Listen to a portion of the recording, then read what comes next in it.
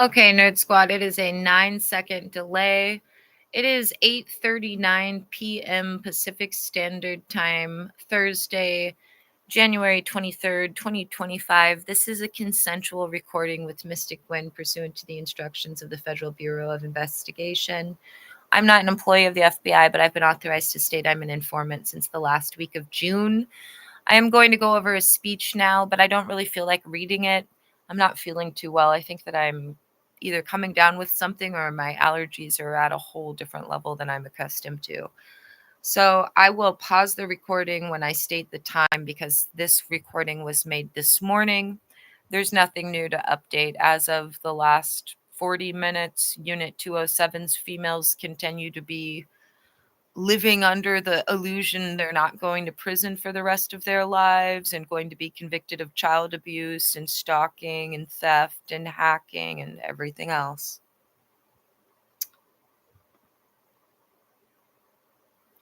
So I'm pressing play on the recording from this morning, and I will attempt to fast forward through. Good afternoon. Here we go. Here we go.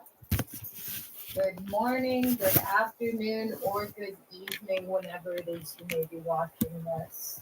I am Mystic Gwen, also known as Lynette Renee Hansen.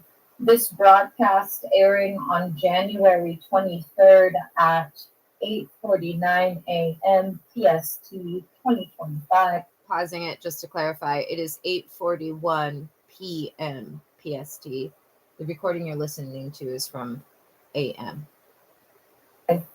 Continues the ongoing public record of a federal investigation into a sprawling criminal conspiracy.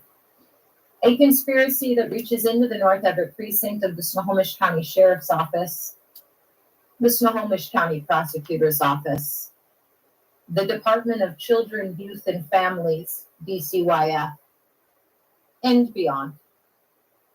Let me be unequivocally clear, I am a designated FBI informant operating under their direct guidance. This live stream is not a personal platform. It is a strategic tool in this federal investigation. The delusion of impunity addressing Unit 207 and their cohorts. Recent intelligence gathered as recently as the 21st indicates that certain individuals, particularly those associated with Unit 207 located directly above my residence, are laboring under a dangerous and frankly absurd delusion. They believe they can avoid accountability for their extensive list of crimes. They believe they can keep their jobs, destroy my life, and escape the consequences of their actions. They believe that their lies, perjury, fraud, and co-conspirators have somehow shielded them from justice. They are wrong. To the woman in Unit 207 who has been stalking and hacking me since April 2023 and to any others involved, your confidence is misplaced. Your plans are known, your actions are documented, and your time is running out.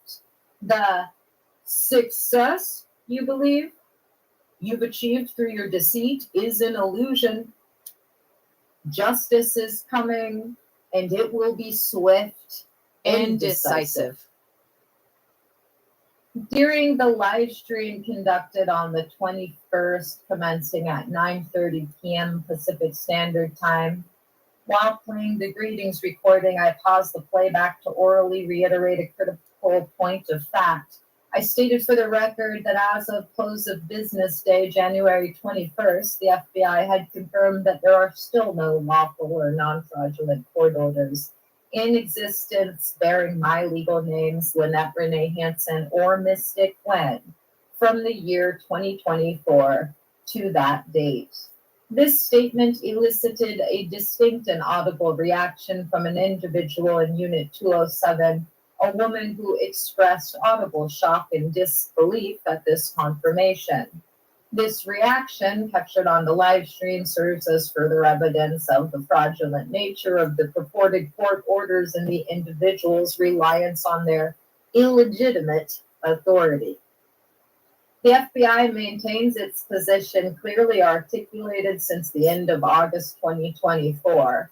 that any and all court orders obtained through this conspiracy are fraudulent, and that those in possession of or attempting to enforce such orders are implicated in the underlying series of felonies, including but not limited to conspiracy, fraud, obstruction of justice, and witness tampering. This incident underscores the gravity of the situation and the desperate attempts by the conspirators to cling to a fabricated legal basis for their criminal actions. Rewind. Let's rewind that. Rewind. This incident underscores the gravity of the situation and the desperate attempts by the conspirators to cling to a fabricated legal basis for their criminal actions. It also serves to highlight that those in Unit 207 are fully aware of their guilt and that any and all of their attempts to enforce the fraudulent court orders are doing nothing but indicating them further. A pattern of criminality, the North Everett Precinct in the Snohomish County Prosecutor's Office. This conspiracy is not a series of isolated incidents. It is a pattern of systemic abuse of power orchestrated by individuals within the North Everett Precinct and facilitated by corrupt officials within the Snohomish County Prosecutor's Office. Their crimes include, but are not limited to, fraud, the calculated manipulation of official processes, including the fabrication of a DCYF referral by Officer Brandon Gill on July 3rd, 2024, a fabrication made over a month after the fact in August to further the conspiracy to kidnap my sons and retaliate against my demands for accountability. Obstruction of justice, the repeated rejection of legitimate police reports, a blatant attempt to shield themselves and their accomplices. This includes their refusal to acknowledge officers holding me hostage before the premeditated kidnappings of my sons, and their refusal to accept reports about their kidnappings even after the fact. As of January 20th, 2025, they continue to obstruct justice and reject reports of crimes perpetrated by their officers and co-conspirators. Deprivation of civil rights, the systematic denial of due process and equal protection under the law guaranteed by the United States Constitution to myself and others. Intimidation and silencing of victims, a concerted effort to instill fear and discourage victims from coming forward, facilitating stalking, kidnapping, and further crimes. Actively enabling and participating in the stalking of me. And the kidnapping of my sons, along with the multitude of other criminal acts. Abuse of the intentional disruption of my son's routines, causing emotional distress, particularly to my son with autism, and hindering their development through their campaign of harassment and illegal actions. This abuse occurred over 12 times. Despite their being informed of the potential consequences prior to their escalation of harassment, their decision to kidnap my sons, and their attempts to change custody in a deluded attempt to shield themselves from their looming convictions. That's from the Custodial FBI. interference / kidnapping. Conspiring with my children's father, a multiple times convicted stalker and abuser, and my extortionist mother to threaten and kidnap my children. This also includes the neighbors who, according to the FBI, are guilty of stalking me, i.e. North Everett Precinct, DCYF, every individual in Unit 207. Snohomish County prosecutors, per the FBI, will all be charged accordingly. Aiding and abetting, The actions of various employees of DCYF and other agencies and institutions have aided and abetted this criminal enterprise. They have been instrumental in furthering the conspiracy through their actions, their silence, and their willingness to follow unlawful directives. The Snohomish County Prosecutor's Office in particular has played a central and key role in this conspiracy. At least 2 prosecutors within this office are facing federal disbarment. A testament to the depth of their corruption. Yeah. The events of August 23rd and September 26th. Let me be clear about some specific incidents involving law enforcement misconduct. August 23rd, 2024, 2 officers from the North Everett Precinct, along with 2 DCYF employees and Erica Owens, were dispatched to my residence. Their purpose was to facilitate the illegal, premeditated kidnapping of my children. They refused to take reports regarding the hostage situation or the threats, and they aided and abetted the kidnapping.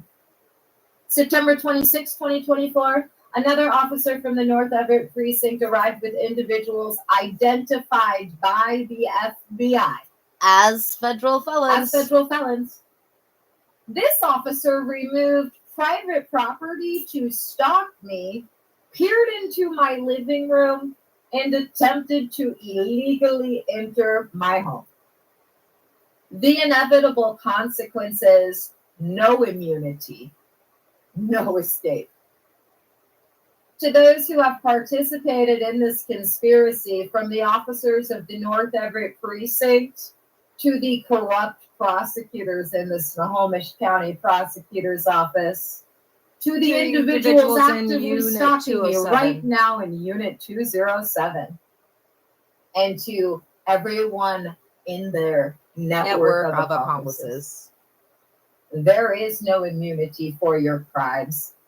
You will be held accountable individually and collectively for every illegal act, every violation of public trust, and every moment of suffering you have inflicted.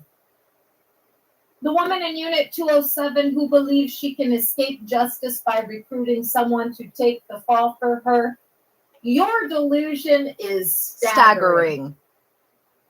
There is no escape from the consequences of your actions. You face over 80 years in prison, and your desperate attempts to manipulate others will only add to your crimes.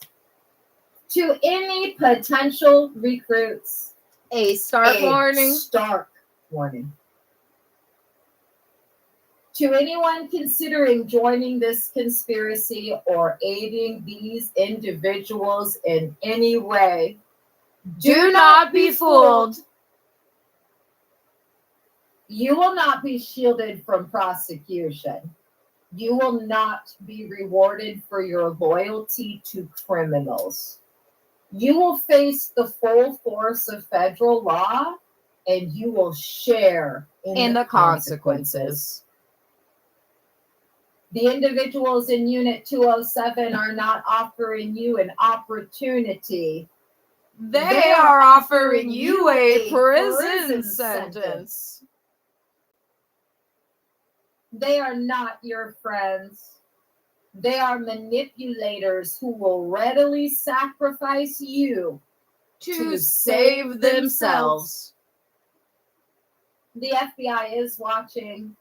The evidence is overwhelming. The only path to potential leniency is to disassociate yourself from these criminals immediately and cooperate fully with the federal investigation. Reiteration of key legal points. I reiterate for the record: no lawful court orders. There are no lawful court orders bearing my name, Lynette Renee Hansen, or Mystic Wen, in existence from 2024 to present date. Any claims to the contrary are fraudulent and any attempts to enforce such orders are Illegal. Lack of personal service. I have not been personally served with any legal documents since February of 2023, nor have I filed a notice of pro se appearance in any case. Illegal detention. I remain illegally detained within my own home, as I have since 11:55 p.m. PST On August 6th. 2024. Financial damages. The conspirators are liable for substantial financial damages exceeding $14 million, as outlined in my tort claim, case number 10-5005934. They are also liable for $100,000 for each day they have illegally detained me since August 6th, and $1 million for each instance of stalking, attempted illegal entry, and attempted enforcement of fraudulent court orders. Instructions and recording. A legal fortress. As instructed by the FBI, my front door has remained closed since January 2nd and or the 3rd, and will remain closed Indefinitely. If any individual attempts to illegally enter my residence, I am instructed to remain seated. Aim my cameras and YouTube live stream at the doors and windows. Say nothing other than to demand $1 million for their attempt to enforce a fraudulent court order. Play the recording dated January 2nd, 2025, titled 1-2, 11:57 p.m. Greetings to the 36 plus non-immune people currently legally on my private property. That recording serves as a formal legal notification, and according to the FBI, An irrefutable piece of evidence. I will play that recording at the end of this script. Live stream protocol section. Furthermore, let the record reflect that any interruption of this live stream, absent my explicit oral statement indicating the precise end time and confirming the commencement of a new live stream within 90 seconds or less, constitutes unlawful obstruction of justice And evidence tampering. This is not a mere technicality. It is a deliberate attempt to suppress the documentation of this ongoing investigation and to interfere with the collection of evidence. The FBI is fully aware of the repeated instances where this live stream has been illegally terminated by individuals in Unit 207. Any such actions, past, present, or future, you will be charged with. These interruptions are not only an attack on my civil rights, but also a direct challenge to the integrity of the federal investigation. There will be no leniency for those who attempt to tamper with evidence and obstruct justice.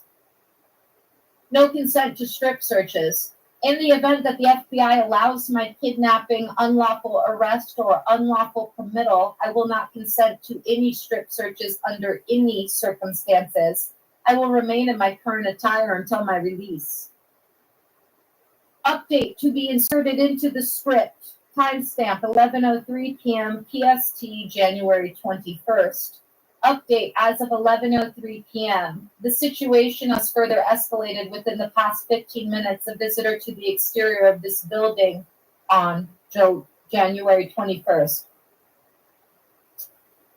confirmed to the occupants of Unit 207 that they will proceed with the remaining threatened felonies against me, felonies that have been premeditated and reported for over a year. A woman in Unit 207 was audibly pleased upon receiving this confirmation. This development is a grave indication of their continued intent to obstruct justice, violate my civil rights, and inflict further harm. This also serves as an additional incident for which those involved will face further charges and be ordered to pay me an additional $1 million Each. Conclusion: the end is near. The conspiracy is unraveling.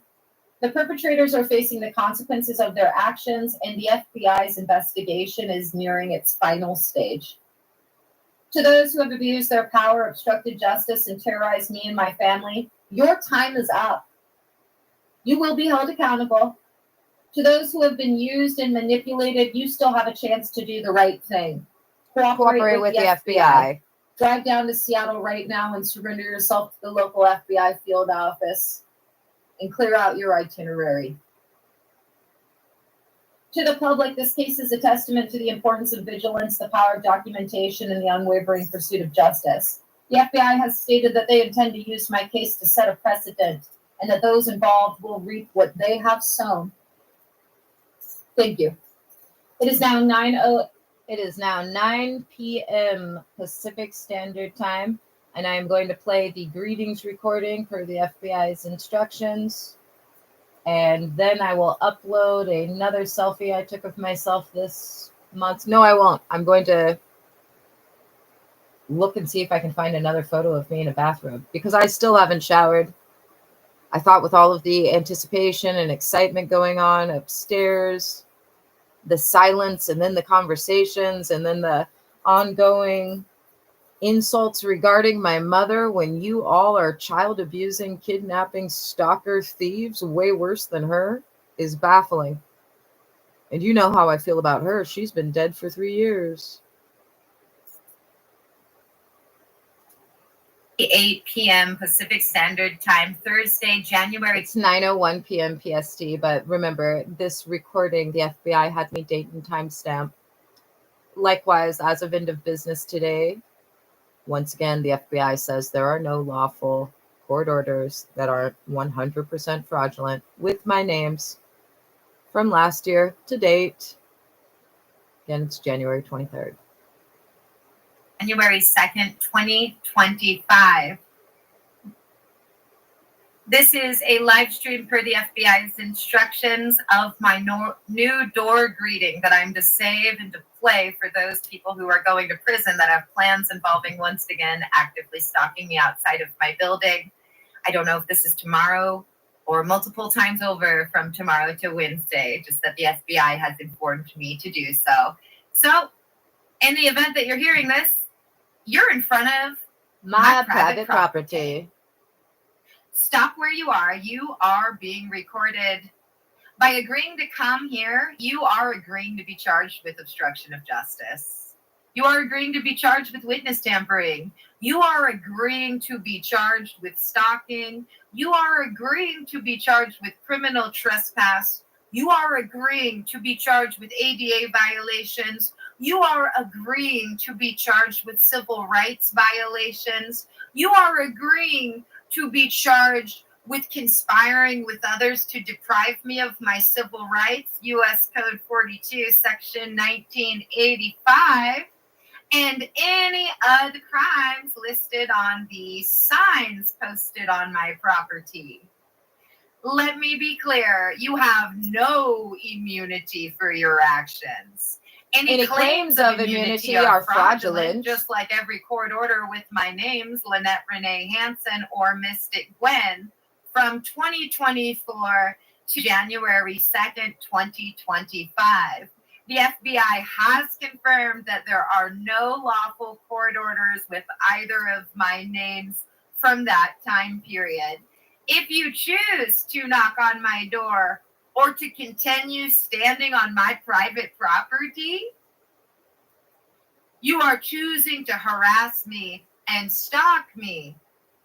And if you are attempting to goad me into opening my door to pull off another crime, be aware that you are making yourself personally liable.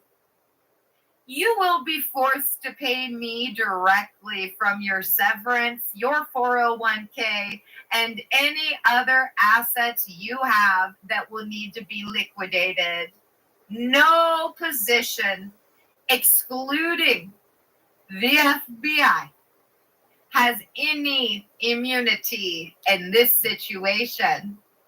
I strongly advise you to verify this information with the FBI, unless you and or your associates are some of the federal felons going to prison for the rest of their lives due to the crime spree of the North Everett Precinct of Fraudsters, Snohomish County Prosecutor's Office, dwindling Department of Child Abusers moonlighting as child protectors, my multiple times convicted stalker and abuser, the extortionist, Anne Marie et al.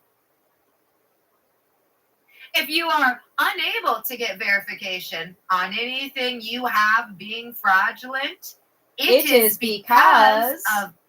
is because you participated in the dozens and dozens of felonies required without immunity to acquire those fraudulent documents. That's not in the recording. Just wanted to pause and clear up any sort of things you need clarification for. Back to the recording. It is because of your and their looming incarceration and soon to be unsealed indictments. Now get off my fucking private property and refrain from further crimes, as the signs on my exterior have stipulated for over a year. It is now 9:05 p.m. PST, January 23rd, 2025. I am going to have to make sure there's audio on this video, and then I need to upload one of the selfies that I've taken in this last month, or perhaps one from a couple of months ago where I'm in a bathrobe like I was able to find today. The gun in the photo from the preceding live stream is a Red Ryder BB gun. Which again, every little point, it's a Red Ryder BB gun. Nerd Squad, it's reflecting as 157 videos set for public consumption because Unit 207 hasn't fixed that yet. Let's see if there's audio.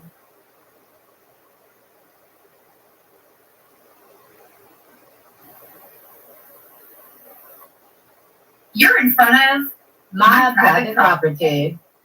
They did. The woman in Unit 207 who believes she can escape justice by recruiting someone to take the fall for her. Your delusion is staggering. From the year 2024 to that date. This statement elicited. All right, we have audio.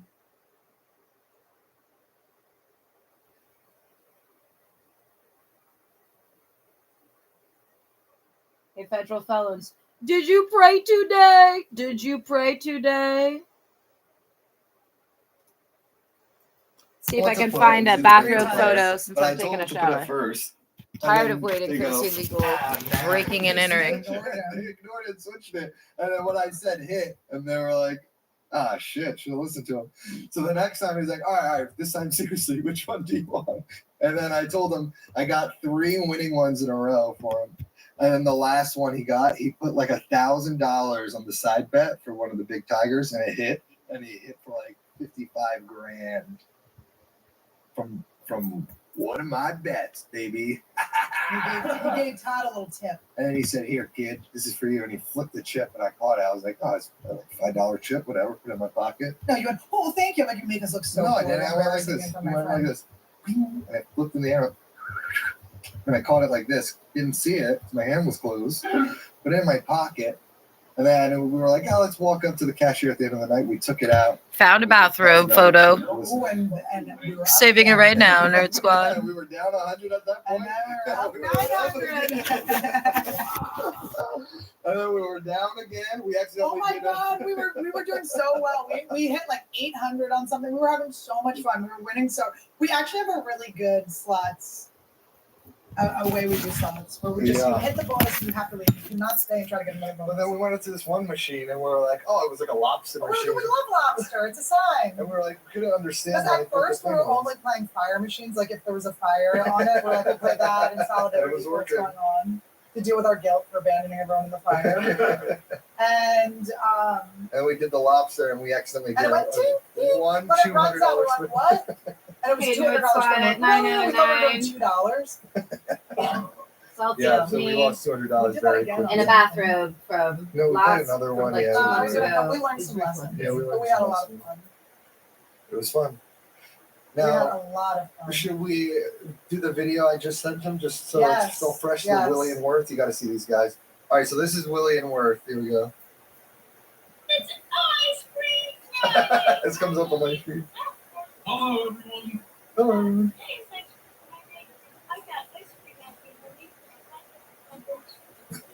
Yeah, turn it up. That's right, Will. This is Annie.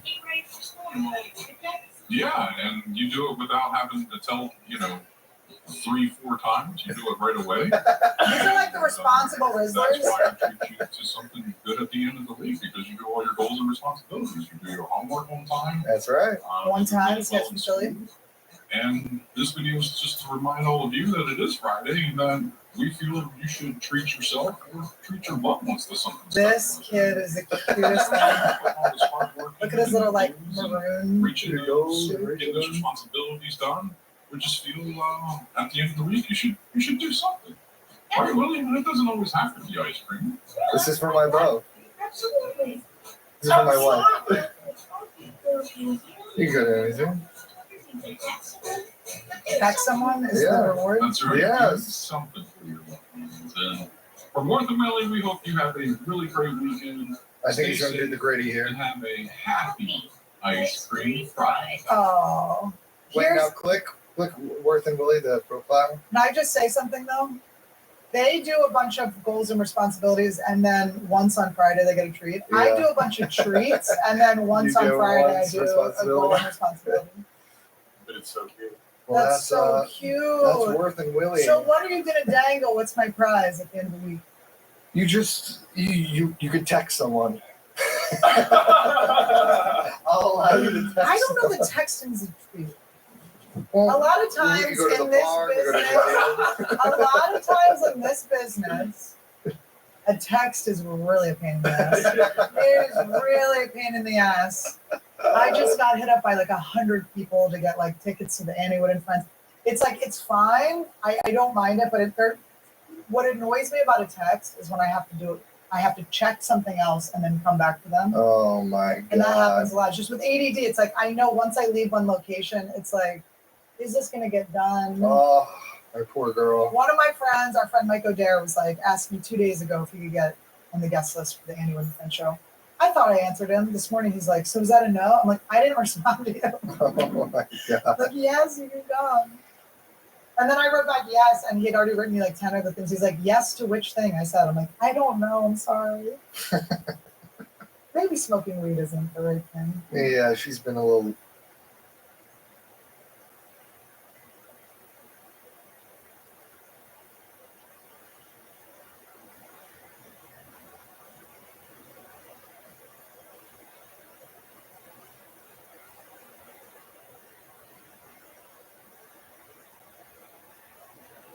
This is Joe Rogan's episode from today, episode I was 2261. Warren if this Smith. isn't an encapsulation of all that is wrong with our current higher education system, then I don't know what is.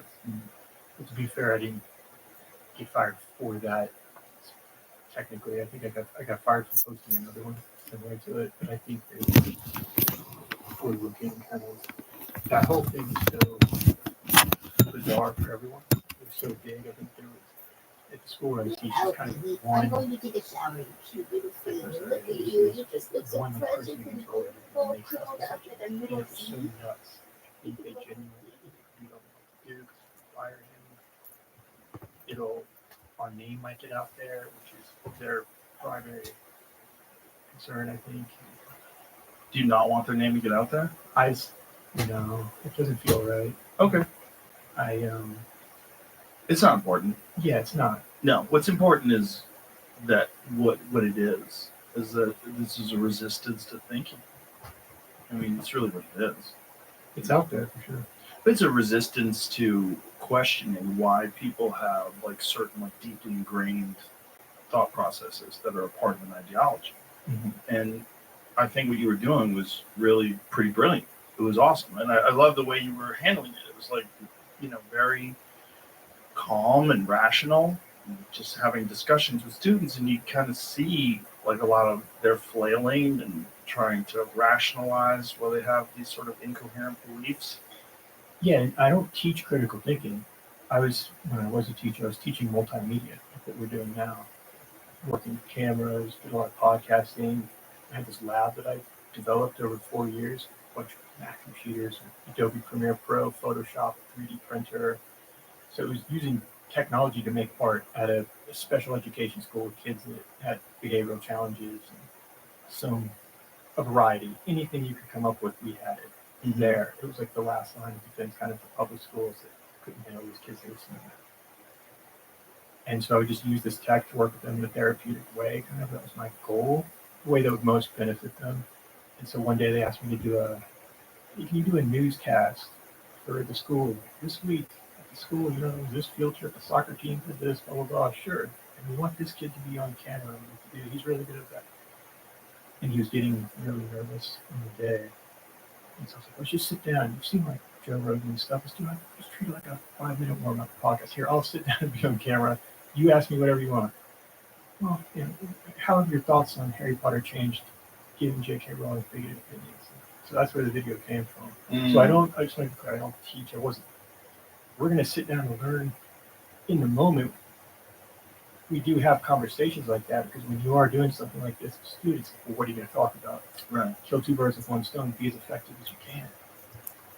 So a lot of students have questions. I had students ask me, what's the difference between fascism, socialism? What's the difference between a Democrat and a Republican? They don't know. They're genuinely curious. And sometimes you can get another. I had one teacher, the music teacher I worked closely with, and he was like my best friend. And he would be in the room often, and we would have little debates. And he was from Romania. Yeah. I think Romania, I'm blanking, but and so he had a very different political perspective. And when you're in those debates, the kids are like locked in, and you can tell. Normally they're just making noise and then they're just quiet and you turn around and watch it. Well, I think most kids are aware that you're being forced to think a certain way, or at least to talk about things a certain way. And most people they don't like being told what to do. People don't enjoy that. And when they feel like there's like a lot of social pressure to adhere to a very specific ideology, I think people don't like it. And so when you see debates where people have differing opinions and they have, these sort of logical, objective ways of describing why they think about things a certain way, it gets people like, okay, is there another way to think? How's this guy doing this? Like, what does this mean? Like, why do we have to say, well, what is wrong with what J.K. Rowling said? And it's exciting to people. And the videos were exciting. And there was a tremendous amount of response to them. I know you're aware of that. I mean, there's so many comments and so many people were interested in them. They got very popular. And then when I heard you were fired, I was like, oh, it was too good. Because it gave me hope.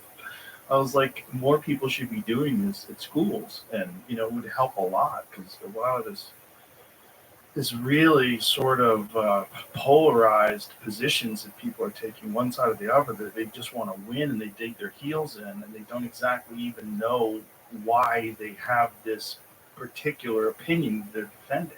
They just know that they're supposed to, and so they just kind of bite down and dig in, and you get these shouty, sort of polarizing arguments. I've been playing with the idea of how we see the world through stories. I think that has a lot to do with it. People kind of labeled me as the critical thinking guy all of a sudden, so I really started to think about it. What is critical thinking? And the best I can articulate it is thinking for yourself to contend with the story and make it the world. A lot of stories are nonsense, some are true, there's usually a middle ground. Mm-hmm. And my background is in filmmaking. I kind of fell into teaching. Spent time in LA and made some movies. I teach at Emerson, a filmmaking course still, where I went to grad school and got my master's. Film is probably the wrong term now. It's all visual media art, but I think you can study movies today like scholars are now studying the great thinkers. Movies will be the artifacts people look back on for our time. Be museums and things like that. Sure. We've all been there. You're hungover, thinking about all the dumb stuff you did last night and wondering if anybody remembers. Unfortunately, someone does remember everything you do online, and they've got receipts. I'm talking about your internet provider and data brokers and every shady marketing company that gets their greedy hands on your private activity. But this year is going to be different. Give your online privacy a fresh start with ExpressVPN.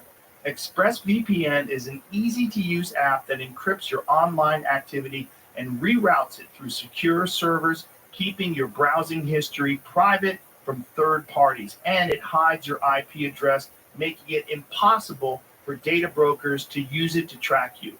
You don't have to be a tech genius to use ExpressVPN. No matter what device you're using, phone, tablet, laptop, or smart TV, just tap one button to make everything you do online private.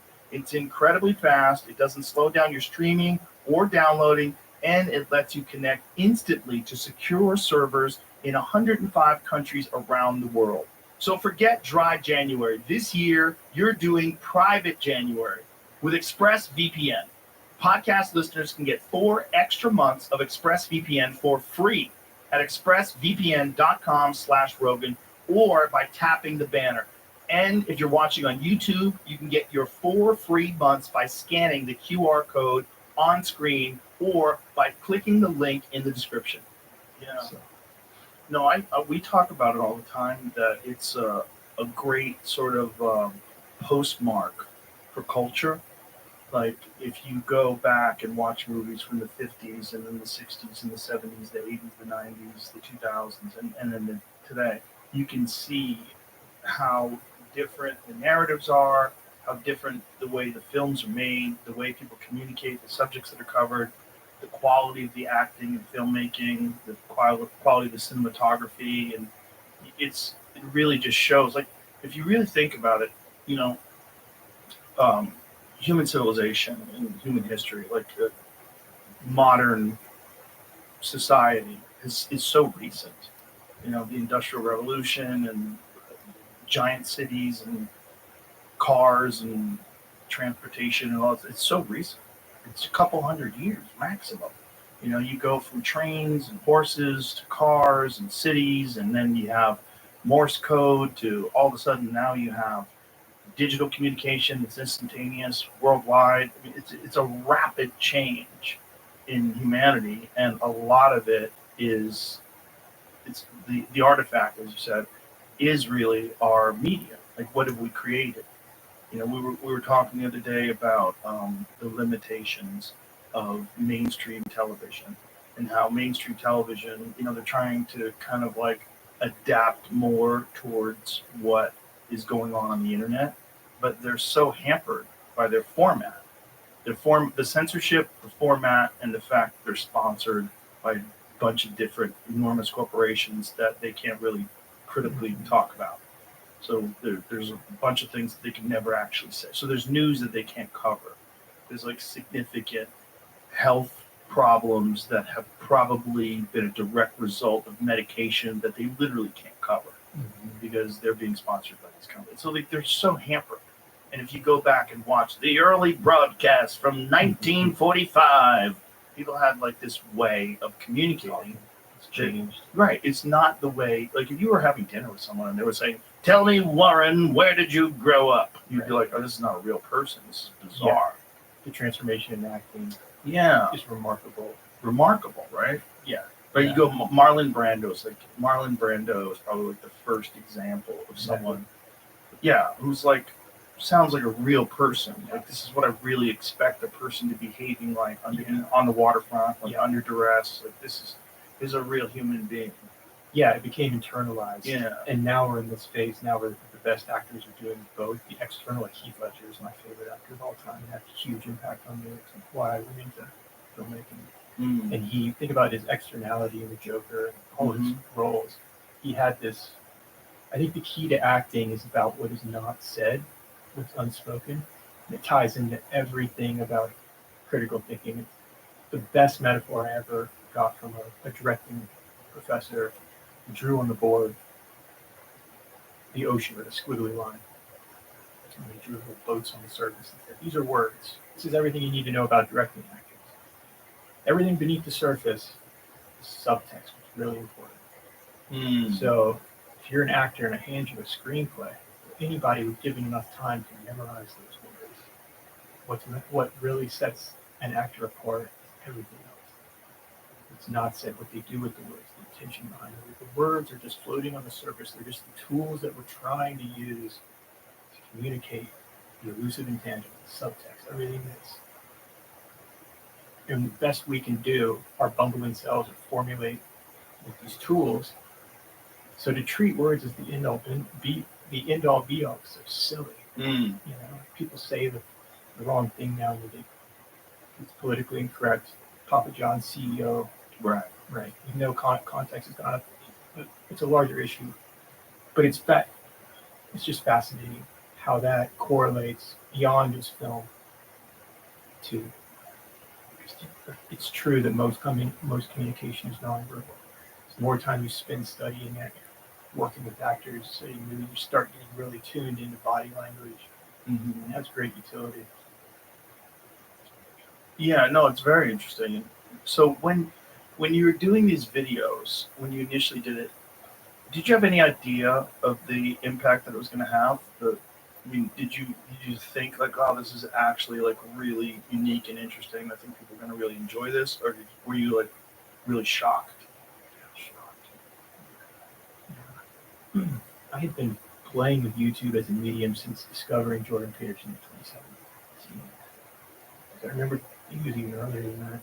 I arrived at graduate school in 2016, Boston, Emerson, and all hell breaks loose, drunk and selected, and there seemed to be a huge pushback. And I had never thought about these things before. And then being a grad student and seeing what I witnessed at school, protests claiming Emerson was racist, which is like it's one of the most far left schools I've ever seen. Yeah, it's super far left. Can you provide any evidence Right. of that? It was just nuts. And did it come out of nowhere? Was it like right after the election? Like, did you? What year did you first attend? What was 2016. 2016. So was this what time? So this is like September of 2016, August of 2016. Beginning of the academic year. So this is like when the elections are kind of heating up, and people didn't think that Trump was going to win yet. I remember because I vividly remember the day of the election because I was renting a house with 3 roommates, and I was watching the election, and I was going, guys, I think Trump might win this. And Yeah. It's not even worth watching, you know. And they were walking around. Time goes by, I'm like, guys. And then they started to, what? So no one saw that coming. And my big takeaway was, how could so many experts get something so wrong? And that caused me to question my presuppositions based on my view of the world. And then that opens your mind to someone like Jordan Peterson and all these other great thinkers, intellectual dark web, you know, Mm-hmm. that it's suddenly so difficult to articulate what that does to someone like me, an average viewer, like a genuine lover of this space. Mm-hmm. So it's surreal to be here because like it suddenly causes you to, you feel like everyone's moving in slow motion. All of a sudden, you feel like you're waking up, and it doesn't. I don't want to talk like the Matrix because it's such a strange. It's gotten all this momentum in a different. But it's what it felt like. It felt like you were suddenly like, how? What? This is so much more interesting and complicated than I thought, and there's no going back. Yeah, I think we'd like to adhere to certain narratives about the world.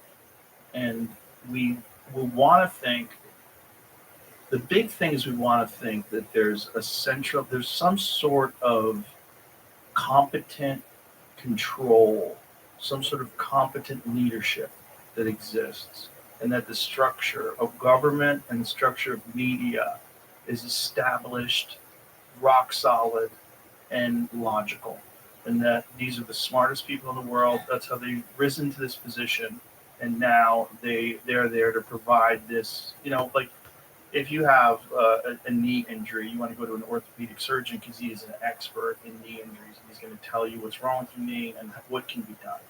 And you know, that's a real expert. And we think of politicians and we think of the media as being real experts. Well, it turns out no.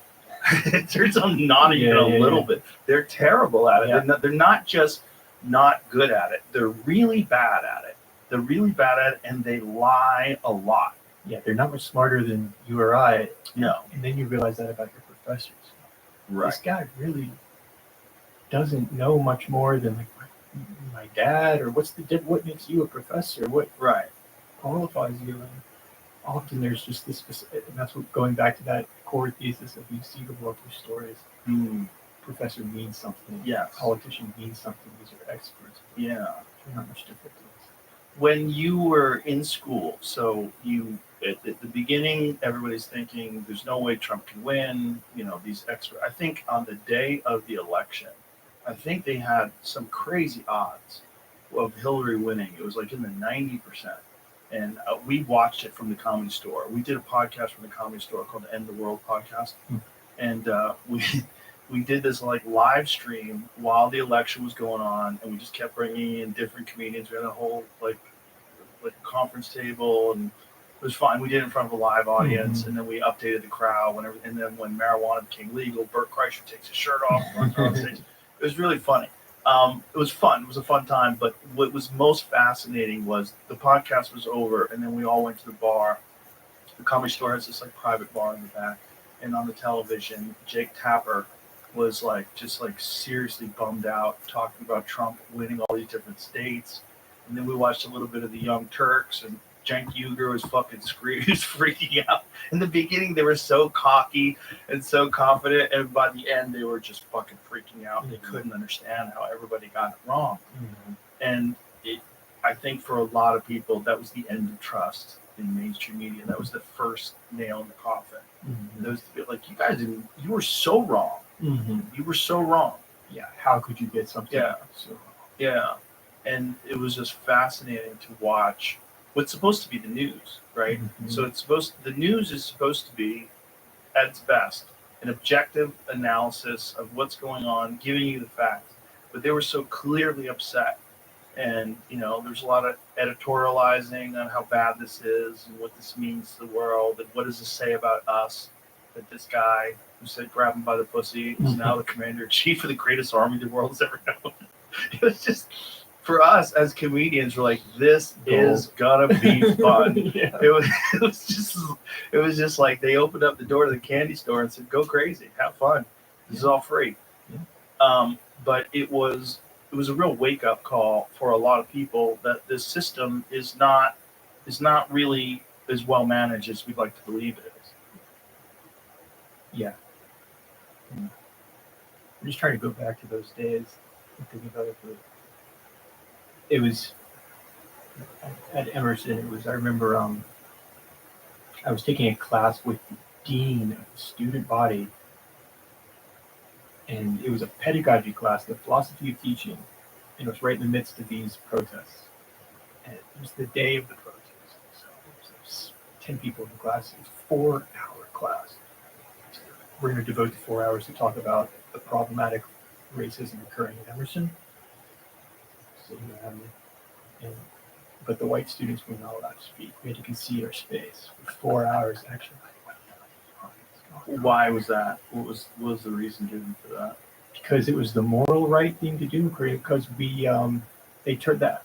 They said to me, I remember he said, so what can I did say, I was like, what can I do about this? I genuinely believed everything. I was just starting to question things.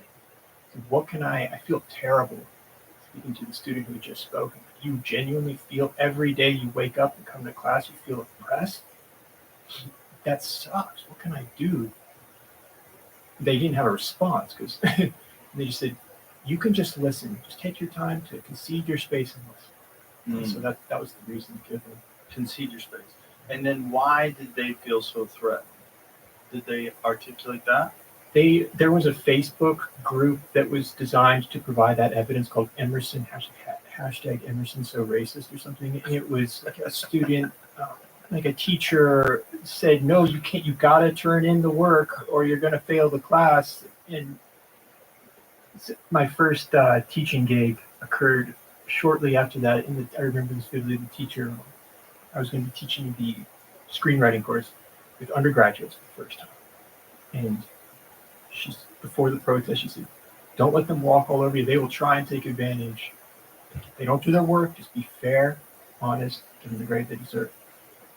After the protest, Yeah, I warned her. Remember when I was saying that? Because she got called out on the Facebook page for something stupid. I don't remember what it was. Quote. Yeah, Warren, you remember what I was saying about that? I was wrong. Don't forget to be compassionate. Because that student is black, and she reminded me of how difficult it is to be black at Emerson. And so I couldn't fail her. I couldn't give her the grade that, so That objectively she deserved. I remember that. Why was it articulated that it was so difficult for her, uniquely difficult as a black student? Honestly, abracadabra. Yeah, it's just like micro. That's the thing about these claims, though, is there is no concrete evidence. It's things like microaggressions. Someone made a reference about fried chicken that was. I've heard that one. That happened to my mom, who's a professor, runs a study abroad program. She said, "We're really this place is they were in Italy doing a study abroad program. I know you guys have been missing American food, and this place has fried chicken, and it's really good here." And two of the students she was talking to at that table were black, and they claimed that was racist. She was like, "What?" The fried chicken one is so crazy. Fried chicken and watermelon. Those are the two things that are associated with racism for as far as foods, which are universally loved. Like fried chicken is delicious. Watermelon is delicious. Like how could that possibly be a negative that certain people like delicious food? Like to this day, it's one of those things. It's so bizarre. You could bring up all kinds of different delicious foods, but if you bring up fried chicken, which everybody who eats meat and loves delicious food loves a good fried chicken. Have you tried Gus's in town? Is that the where you get the slabs of meat? No, that's Terry Black's. But Gus's fried chicken is in Austin. Fantastic. So the best fried chicken you're ever going to have in your life. But if you brought that up to a black friend, they might sorry, what the fuck are you trying to say? Like, I'm trying to, food's good food. Like, let's go eat good food. You keep that analogy in your mind about like the boats floating on the surface. And they're just a tool. What's the intent? Right. If there's no intention there, you can't claim that's racist. Right. Unless you want it to be. So, right. And this goes back to like seeing the world through stories. If you believe a story is true, I'm oppressed, the world is active, there's systemic racism, there's active racism at my college, I'm a victim, you're going to start seeing what you believe to be true. You're going to start finding hints of it. Right. And it's true as well for why it's important to have a moral code. I personally believe in a higher power, but if you believe in objective truth, you're going to see those lessons when they occur in life. It's going to be a guiding star for you. Yeah. But it can be wielded in both ways. It's like the response that I got about J.K. Rowling was the ContraPoints YouTuber. Everyone was like, got to counter ContraPoint. She's the one who's taken down J.K. Rowling. The argument essentially is, I'm so done arguing. I'm not even going to debate this. If anyone who believes in transphobia can see that J.K. Rowling is obviously transphobic, it's the same thing. If you believe in that definition of transphobia, well, you can find it in infinite places. Well, the problem with that kind of arguing is that it's a total cop-out.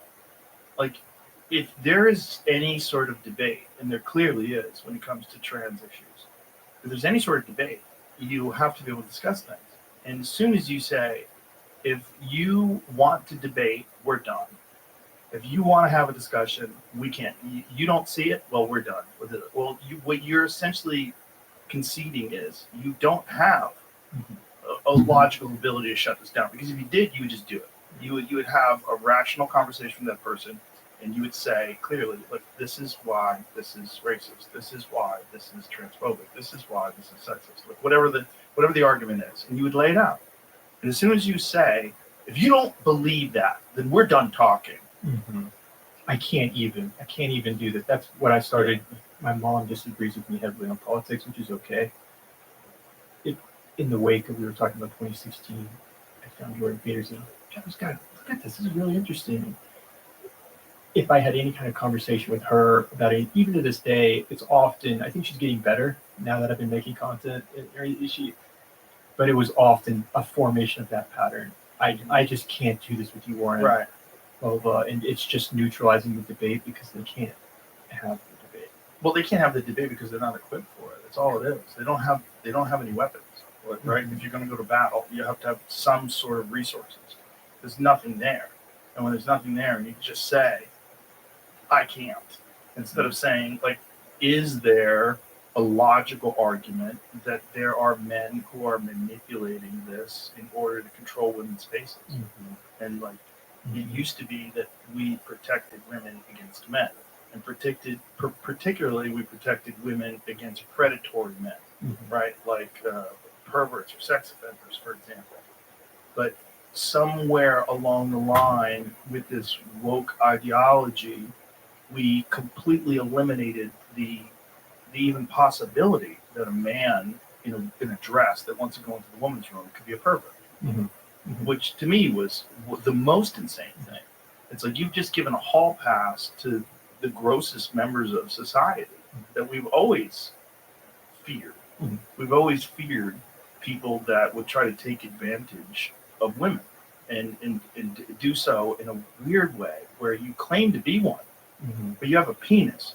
You're walking around with an erection in a locker room, and anybody who calls it out is transphobic. Right. It got real weird. And people would counter and say, Joe, but like you're taking an extreme. You're claiming that trans people walking around with erections, it allows for that capacity. It allows for that to occur.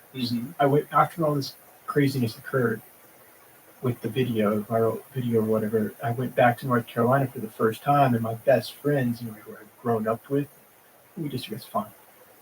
They were deeply concerned about what I was doing. Right? You're talking to too many people. Right? I sat down with Destiny for 6 hours, but it's never enough.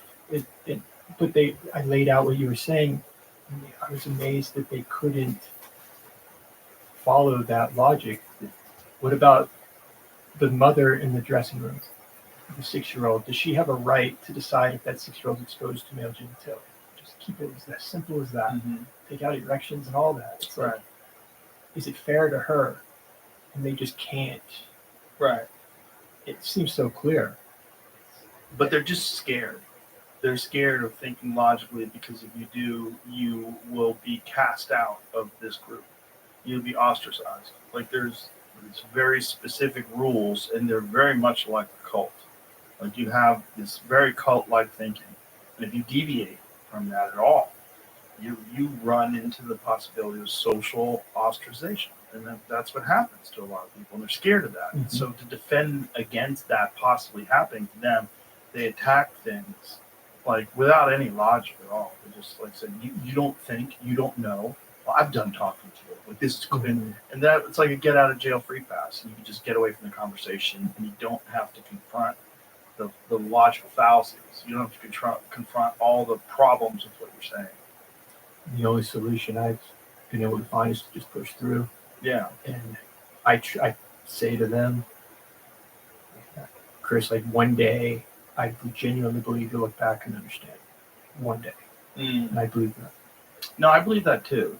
If it's done logically and you can have reasonable discussions.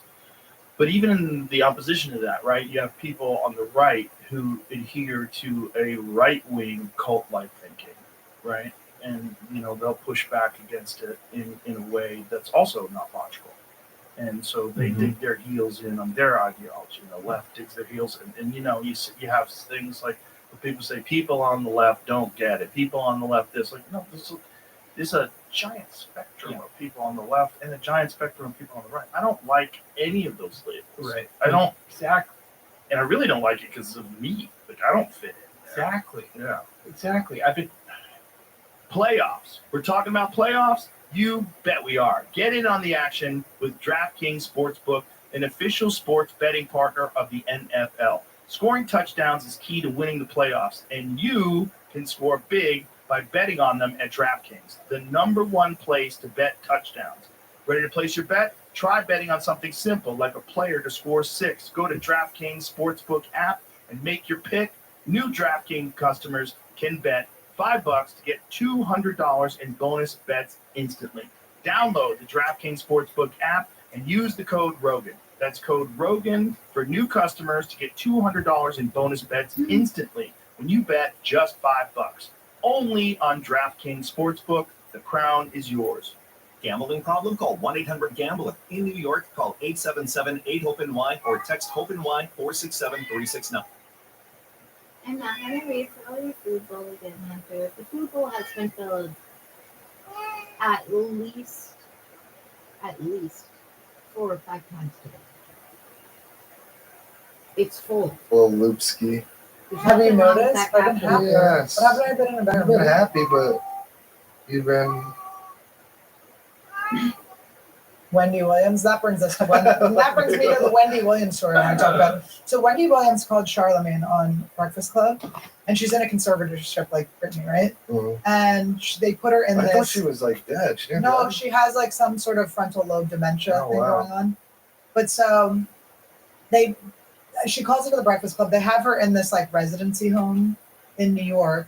That's like supposed to be like a high end home, nursing Right. home or whatever. And they have her there. But I guess she just has like a TV, a chair, and a window she can look at. But it's like and a bathroom. But it's like probably nice. But in New York, as we were thinking about having to move to New York, but in New York, a fancy place is this big. We would be living in a place this big. But so she called Charlemagne and she was like, I am fine. There's nothing wrong with me. They need to get me out of here. I'm in this place with all these old people. She's 60. She's like, everyone in here is like in their 80s and 90s. She's like, she said, I feel like I'm in a prison. They're taking advantage of me. I don't know why they're keeping me in here. She can call out to people, but people can't call her. So, but Charlemagne's like, she's like, do you think I'm crazy? And he's like, no, you call me 5 times a day. I'm like, that is a sign up for me. I was like, Yes. Calling Charlemagne the God 5 times a But I day. imagine she's in her house looking out her window just calling Charlemagne over and over again. But Charlemagne is fun to talk to. He is very funny. But I was thinking about it because then they're doing a hashtag free Wendy like they did with Britney. But the Britney thing did not work out well when they got rid of her conservatorship. It's still working itself out. She's It's working still herself. working. Some things are unwinding. But the thing that was different was Britney, they made her work while she was all crazy. They made her dance. She was like thinking about blueberries and they were making her like do a dance. Oh my And God. she had her Vegas residency. So what do you think? I wanted to ask you guys, would you rather be, if you got a conservatorship and you had to be controlled by your family for whatever reason, you don't get to get out of it. You have 2 options. One is to sit in a room with a TV and a window and a phone, and you only get to have Charlemagne's phone number. Or would you want to do what you do, but you're forced to do it? Like, you're forced to edit. Like, they're like, you have to edit, even though you don't like feel like doing it. Which would you rather do? I'd rather just chill. You do the Wendy Williams. This is the Joe Maglione, by the way. We've been watching Deal or No Deal Island. Great program. Great program. Listen, everything that touches Howie Mandel, I'm obsessed with. I'm obsessed with Joe Magniello. Tacos. Howie Mandel's not even really done anything except Deal or No Deal. Oh, well, I'm like, let me actually explain to you that he's done everything and he's a king. He did, when we were kids, Bobby's World, this cartoon that was unbelievable, was so good. He played this little kid. And then he was The Monster and Little Monsters, my favorite Fred Savage movie. He did a flash mob reality TV show where people would just get flash mob places, which was, I don't know why it's not still on. And he did Deal or No Deal and Deal or No Deal Island. Deal or No Deal Island and more stuff that I can't even think of. He's I can't even think of all the stuff that he's done. Howie Mandel rules. He was also had Vegas Matt on his podcast, so we have that. Vegas Matt, yeah. Well, Harlan's we gonna don't have hook me him up on the with him. podcast. I told Harlan, I was like, yo, hook me up with Howie Mandel. How we do it? Remember when he opened for me accidentally? Oh, I remember that. Let's bring it back to the fires. So we meet Vegas Matt. We have a beautiful evening. Oh, Tim so Dillon's fun. there. We have all this stuff. I make Nate Bargatze $55,000. We do all that. And then we go, well, I guess there's only one thing left to do. And go back home and see what's going on. left. See what's left. We drive back into LA. We get some air purifiers and We some get some masks. air We're like, purifiers. everyone's gonna be wearing masks. Everyone's gonna be so good. We get back. It's like 75 degrees out. The skies are clear. It's beautiful out. The guy that does his workout session outside, he's working out with some old guy out there. Everything's back to normal. Or they're painting the house. They're They, painting the apartment. they have like they had plastic over all the cars. They put a plastic over his car. We thought it was because they didn't want like rubble or something to get on it or ash. And then it turns out they're just painting. Flammable paint. Just painting, just up on the roof, everything. I've seen 2 people in masks. Nobody's wearing masks. Best air quality score in 3 years. I know, but that can't. Be I know true. it does seem a little fishy, but maybe Why we're would like, they tell us they don't want us to? or the carbon footprint, like the emissions of that neighborhood of extravagant homes was accounting for that much. But Probably could there not. be a less sympathetic fire? Oh my God. I mean, it's just how the world must feel about. Well, Mike was telling me that that other town that burned down was a Altadena? I get it. Which, by the way, I didn't know Altadena was a place. I've never heard of it. I did not know Well, Mike until knows this. all about it. Basically, I a call it guy. alt comedy Dina. That's all the alt comics I did. It's comedy. Pasadena, but it's for the alts, if you know what I mean. Yeah. So a guy like a plantation owner's son fled their property in the 1800s and came out here and established Altadena, where he was and freed slaves were allowed to be there safely and settle there. So all the blue collar people that own these working class but nice homes in Altadena are all it's handed down property from 3 generations. It's the most people of color community that And of course, my dumb writer white friends moved there. But and of course, why it does make you think? Why did they call it Altadena next to Pasadena? The alternative Pasadena? Is that what they're trying to say? Why is it called Altadena? Because it has alternative people, and back then, alternative probably just meant black. We know what you're trying to say. Don't reveal it like it's a hilarious punchline. I've been staring at you, knowing what you're going to say the whole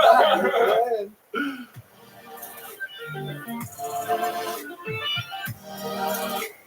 We've been stressed out. We've been chugging our magic mind. We almost didn't even have one to show you guys. We've been drinking so many of them. This is our last one. We had so many of them. They're great. They're delicious. They give you that little pump. Oh, I love these magic minds. They're so good. Now we got these purple magic minds. Look at this. It helps your sleep performance. I'm going to be drinking these every night. I'm going to drink one. I'm going to switch these out on you one day. And you're going to think this, and then you're going to pass out, and I'm going to have my way with you. I want mine right now. Oh, my mind. I am going to be going to sleep soon, so I'm going to take this. You're not going to take it now? I am going to take it. Take it now. Oh, I hope this works. I need something. The thing I love about Magic Mind is that it's just so tasty, and it's They actually taste delicious. They're very good. So good.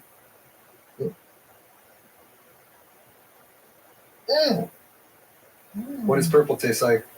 The ones. Now they know. Now the people know. But did you have any videos on? My latest Pasadena called Pasadena because they're the passengers and they're being driven by the people that live in Altadena. Driving Miss Daisy. God, that's actually pretty sharp, Annie. That's pretty because they're white. As we pull up, so you want to pull up some of those clips? We want to get to the bottom because here's the thing. There's so many conspiracy theories about this fire, but it is okay, so it's just hit one of these very economically. I mean, there's an unfortunate fire. There's 2 fires. Okay, there's 2 very different fires. There's one fire where you go oh my God, I'm so sorry about your home. This is horrible. I don't know how you'll ever rebuild. And then there's another fire where you're oh, that sucks. It's a bummer. I know you could rebuild this. Okay. Just very rich people. But it's still sad, but it's just it is just the least sympathetic thing. When you hear Paris Hilton cry, you're I love celebrities, and I wanted to live in Malibu, and I wanted to live in Pacific Palisades, so that's really sad. My manager's house burned down Would first. you not live there anymore? I'm not in one of the chimneys. No, Tacos, I would rather. We're talking about places to live because someone said we should move to Madison, Wisconsin. And no offense to Madison, Wisconsin, but Todd goes, I would rather live in one of the standing chimneys in Pacific Palisades. I was going to ask if you guys, when you guys were kind of pro and conning out some of that stuff, did you come to any feasible conclusion about where you might Every time we did pros and cons of where we would move to, I started crying and hyperventilating. And Todd's like, we have to focus. And I'm like, I can't. I don't want to leave. So then we just went, why don't we just stay here? We're just gonna stay, and we're gonna deal with the conspiracies as they come. It's just hard when your city starts to burn down. It's like, is this not a sign? Yeah, I mean, it's like, and it's all just so. I mean, one of the clips that I didn't put in here, but went around like maybe you saw it in your feed. Did you see a guy just lighting a tree on fire in West Hollywood? It's so scary. It's insane. It's so scary. Just, who are these people? I want to show you the Alex Jones one first because it blows my mind that Alex Jones can say a bunch of shit that you're like that tracks. Should we just trust that we're at the beginning? I think we are. Yeah. Other than that. All right, we're pulling up Alex Jones for news.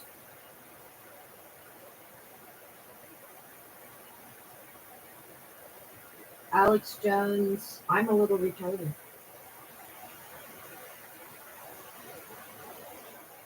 What's up, federal felons in Unit 207? I'm under the impression I don't get any pizza until you thieves pay me the Look, millions here's you the owe fun. me or break Listen, the fuck I'll out. be honest with you. I'm kind of retarded. Look, here's the thing. Listen, I'll be honest with you. I'm kind of retarded.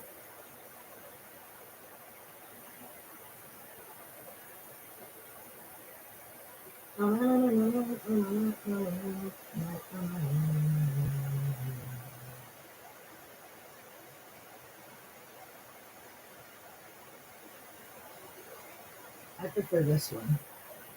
I prefer this text. Look, here's the thing. Listen, I'll be honest with you. I'm kind of retarded. In that. No. That's gonna be a soundbite. They're gonna put that to mariachi music. No.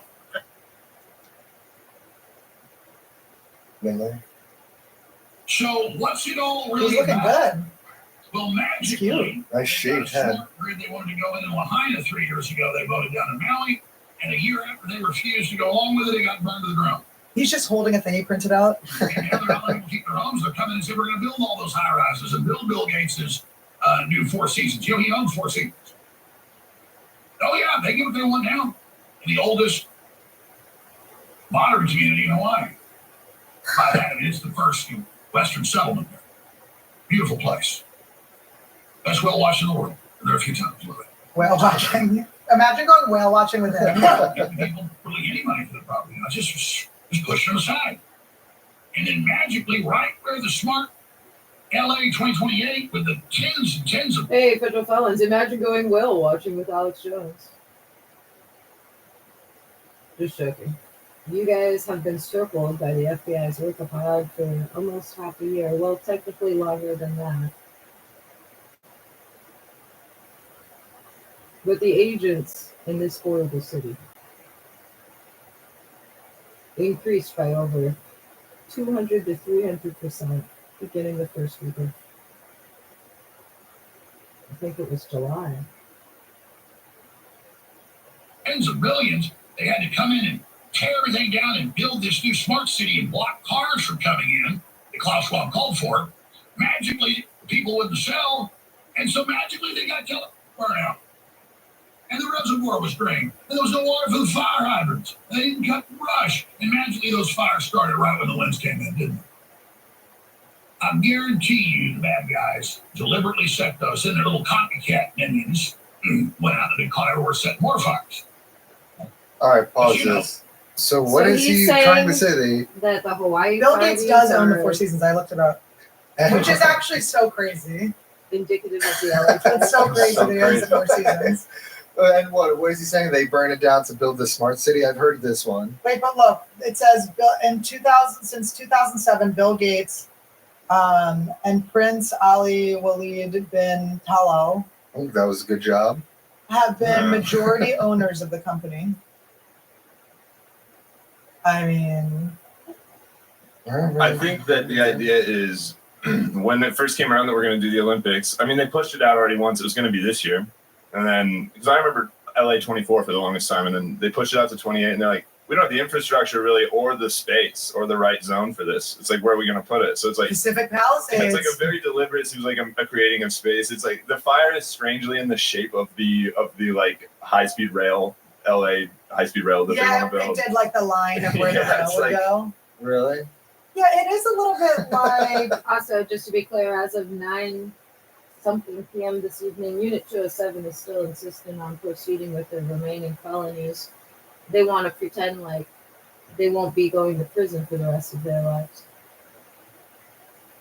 It's a bit early for that, but good to know that I'll have to be on red alert again if you're breaking and entering. I already expected that, though, you see, because every time you retreat and just are quiet, stopping me upstairs, you then have others come and perpetrate serious felonies. And I am so looking forward to YouTube live streaming the looks on the females' faces upstairs when they are in handcuffs. when they just couldn't stop it. You're like, how are you not able to stop this? And then the reservoir is being completely empty. And then they talk to Newsom and he'll just be like, we had the water. And they're like, but what about the empty reservoirs? And he's like, and that's why we're looking into that. And you're like, but you just said they were full.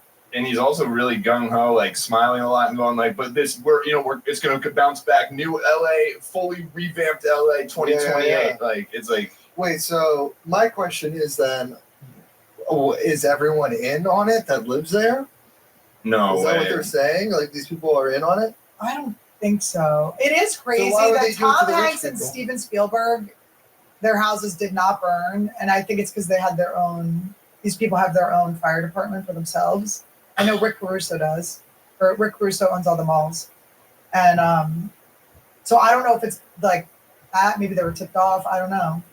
There was also a guy, we saw an interview with a guy in the Palisades who was like, yeah, I just randomly, there had been a fire a couple of years ago and I just decided to buy these sprinklers, just the simple sprinklers that kids jump through in the lawn. It's like I bought 5 or 6 of them. I put them on my roof. I saved 14 houses. You're like, okay, if that's One the sprinkler, answer, yeah. then why did so many houses burn? If it was these little chintzy little, it was just crazy. So it's like, Yeah. and you've heard all this stuff about like, and this seems like surface level as far as the conspiracy And shit the goes. Fiji water people own all the water. The family that owns Fiji Water owns 70% of the water in California. Like, what the hell Didn't is know that. Yeah, I saw that They too. own the water. But what about the simple shit? Like every insurance company pulling all their fire policies like 3 months ago. I know. I mean, like it's like there was basically like powers that are infrastructure that from a certain level up knew about this. Right. But then also I think the reason they pulled the fire insurance is because California wasn't budging on something they were supposed to do. So then the companies were like, we can't cover this or something. I don't know. Damn. It was something that California didn't do. And then I don't know. They weren't taking safety precautions, so they didn't cover it, I guess. Or something like that. I don't know. Onward. Yeah, let's see what else you got. It's I like Oh, this who's guy. this idiot? This guy's one of my favorite idiots. California politician. Did you hear the news or what? Did you hear the fact that California wildfires appear to line up in the same exact path as the proposed California That is crazy. rail system? That's crazy. Also, TikTok has announced that it will be officially shutting down operations in America on January 19th. So say bye-bye. Oh, What does that have to do with anything? Sorry, it covers for attempting to traffic nuclear materials from New York City. That's weird. That's pretty weird. So you're saying the whispers of nuclear materials being in New York City are true? Good to know. Well, it's not a whisper. Also not what I'm referring to. It was like in the news. Palisades fire last night. Yeah, that was 10 crazy. million LA residents received accidental evacuation warning. That's Governor hilarious. Wilson says her heart is shattered after seeing her burned down palace in LA. Everyone thank Mary. All right, wait. So this is just a guy that's just saying all these away. He doesn't got really any answers. He's I just like that. That's brilliant. You got to run through the rest of his shit. He He's knows a just lot of stuff. going, Yeah. Is this weird? Is that weird? I might have pulled the wrong Yeah. clip. This guy's pretty Yeah, good. I mean, It's hard to find information online. There's so much information. It's just hard to find it. I'm Well, always that's trying to find something. that's I'll watch what's up. like weird Christian channels because they cover things. I'm like, Well, because all of it is. It's what's fun. It's like you guys have been seeing this shit on like it doesn't that whatever weapon may have been used against zapping these fires to start from space. It can't see blue or it can't. I know. I don't trust pictures anymore though because of AI. Wait, what is that I conspiracy? just saw your With the nephew, blue? your baby nephew, rip his shirt off. Yeah, it's so and real. Be ripped and Yeah, buff all from our an buddies AI. making out, you know. Yeah. wait, what is the blue one? Just that there's straight. You can find images like this from I all over the saw world, that, like, but I didn't just understand it. where there's just burnt all around, and it's like anything with a blue roof, you can just see an aerial shot. It's completely untouched. Yeah. So whatever direct energy weapon people speculate they lasered into space, it is. Oh, they're space lasers. It's whatever its eye is sort of blinded by it. But It's I like, have a question. So the blue men will be the last men standing on Earth. yeah, they're sold out every week If anyway. the blue man group will survive us all. Well, I just was thinking though. Okay, so the picture that I think of is the Volkswagen, right? There's like a picture of everything's like burning, and then there's just like one blue Volkswagen. Did Is they that just drive real? it in? I haven't seen the Volkswagen. Yeah, exactly. Yeah, They could have or driven did it they just drive in. it in? And also, we're watching the fire burn thing. So is But the no, I fire think the laser? same thing happened in Hawaii, where the blue roofs in It would Hawaii be survived just too. like empty house But is plot, it empty real? house plot, blue rooftops. I know. Or is it just? Is it AI generated? Yeah, I mean, I will say that the Maui shit and like that's when we first started seeing that. That was a little before the AI stuff really took off to convincing levels. And you know what Maui is now? It's Oprah's Epstein Island. She bought it. She bought up Maui. Oh, Oprah bought up a bunch of Maui. She's doing Epstein's Island over there, dude. Epstein's Island. You get a kid. You get a kid. You get a kid. Everybody gets a kid. Oh no. It's hard to not believe the conspiracy. When you do see like Jamie Lee Curtis crying and Jennifer Garner, you go, okay, well maybe they weren't in on it. Okay. But I think it's interesting to, yeah.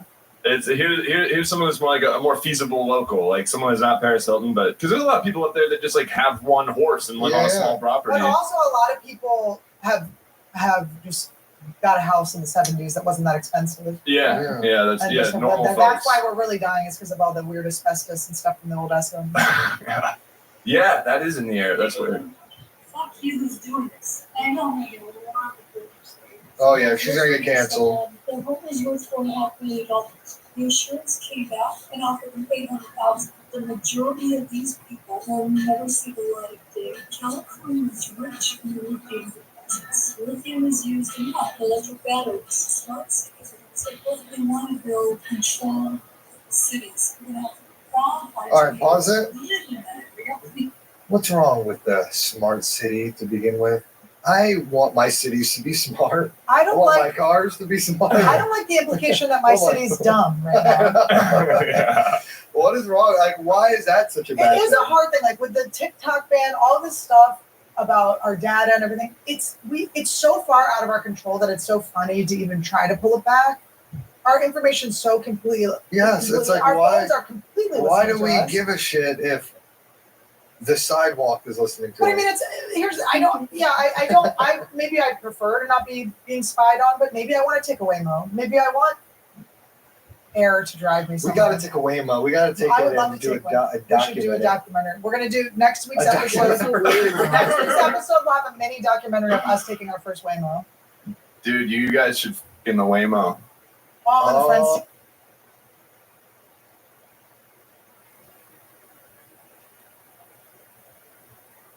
What is a Waymo? Oh, it's a car.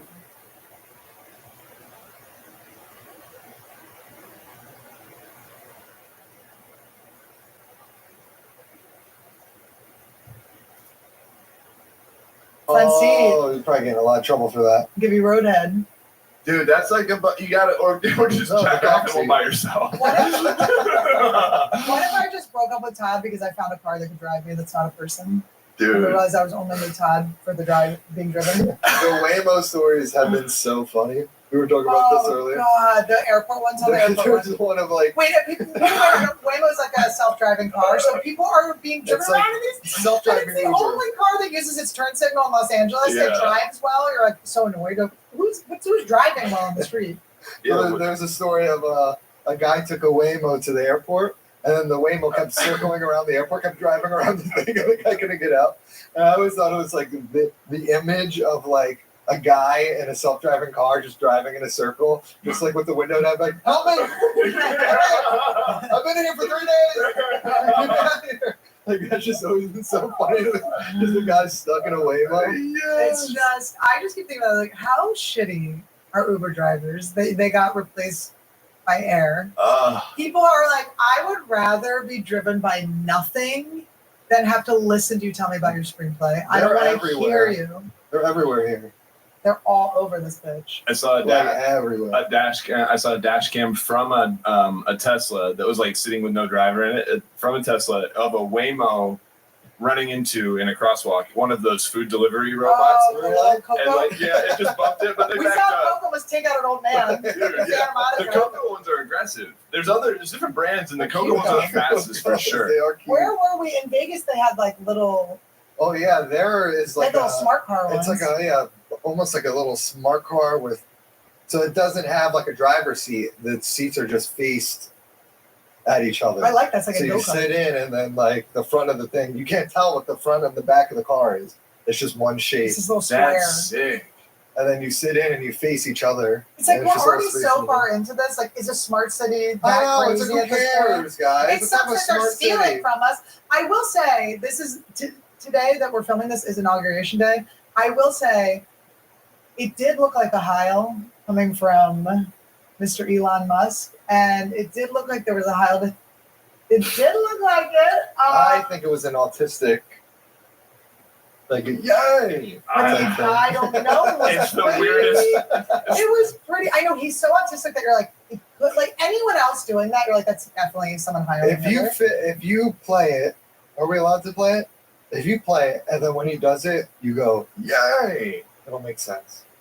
The first thing that I did is I go, all right, let's like try to take the thought he was trying to express. Like he was trying to like throw my heart, and like you like close it, you do it and think of the motion. It's like dude, it was too it's not how you would do it. It was too straight. It was too highly. It's not how you would throw your heart to the crowd. It was highly as hell. How would you go like this?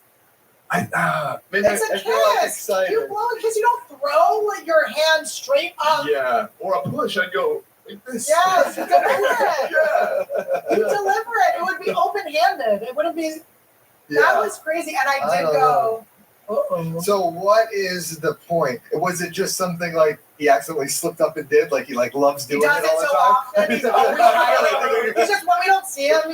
He not only is he faking playing video games, but he's just at KKK meetings. That's all he's doing when we don't see him. Yeah. So why would he do it? Maybe like we won. We don't have to even ground anymore. We can just. But for 4 here's the thing. years, Elon. he's There's got to so protect much his I like about company. this man. Okay, I know everyone needs. There's so much the Tesla mostly, but even when he talks shit to his kid, it's like funny to talk shit to your kid. I don't know. I always like when Alec Baldwin called his daughter a pig. A swine. It's like there's something funny about maybe because I was verbally abused and I still love my dad. It's like funny to see a kid be verbally abused by their parent. It's like refreshing. I'm like, at least some kids are growing up the way I did. Yeah. But it's if that was a genuine Heil, that's. It's a great question. I Just like feel like why would he do would be that? like this. It's like. Can you stop doing it? He's just doing it so many times. He's doing it so many I'm times. trying to figure out what he was You have doing. to. Will you blur yourself? Blur your whole body when you do it. It's just okay. So my feelings have been, and this isn't a political take or anything. This is just my natural feelings I felt when they were saying that Elon might buy TikTok. I went, that's scary to me to have someone own TikTok and Mr. Beast and is on his Twitter. way to. I would rather Mr. Beast own that and then Elon own. Like I don't want one person owning all of it. That's scary to me. Well, Mark Zuckerberg already owns most of I it. know, but he doesn't own all of it. But he owns a lot. Mr. Beast on TikTok would be cool. But don't you think it's too much for him to have Instagram and Facebook? It's like you gotta have one. Who owns Snapchat? Some other guy, I think. I don't know. Unless it was Meta, I don't know. Some other guy was Dude, answering? there could I not think be it's some other idiot. There couldn't be an app more deliberately designed, just screaming loud and clear, like, yeah, this is designed for children to exchange photos of each Or other. to cheat on your wife. Yeah, It's like a but cheat it's app. just- Yeah. Nice to sell drugs on, and Even like, do you ever accidentally do vanish mode on like your Instagram chat, and you're like, just even the way they describe what's going on there, you're like, this is so And then you have shady. to pull it back. I'm like, I want to unvanish this. Yeah, I'm not yeah, vanishing yeah. anything. Completely. No, when I had I have Snapchat no was that. secrets in my anything. Like Todd could look at my whole thing. Annie already looked at my whole thing. I always look at his when thing. she lost her phone, she just used my phone. I used his phone. I was going through everything. There's nothing ever in it. It's annoying. No one's ever trying to bang my name. She even did the thing where she went in my text and I typed said in my own Annie name. to see if I was talking shit on her to anybody. Can you imagine if you were? You found I like mean, a shadow Reddit account, or he's just liking he's you just up. trashing it. Yeah. Like, what are the chances? All right, let's see All more right, of these. see this one. This one looks like it was just people are just seeing this 15 minutes ago. Someone wrote scary. Yeah, I don't know if it's gonna be better than the other one, but we're hoping. Oh my god, look at this slob. Here's a price we're willing to pay for your home now. BlackRock is going door to Okay, door. BlackRock. You think this happened by accident? The dams have been emptied by Governor Newsom for no good reason. The Okay. I call him Oldsome. empty. No good reason, or is there a reason? LA had its rainiest season this year since the 20s. When did it rain? 90 years, 100 years. It rained a remember lot. there being rain. Yeah, it rained a Rainiest lot. season, and there's no water in the reservoirs.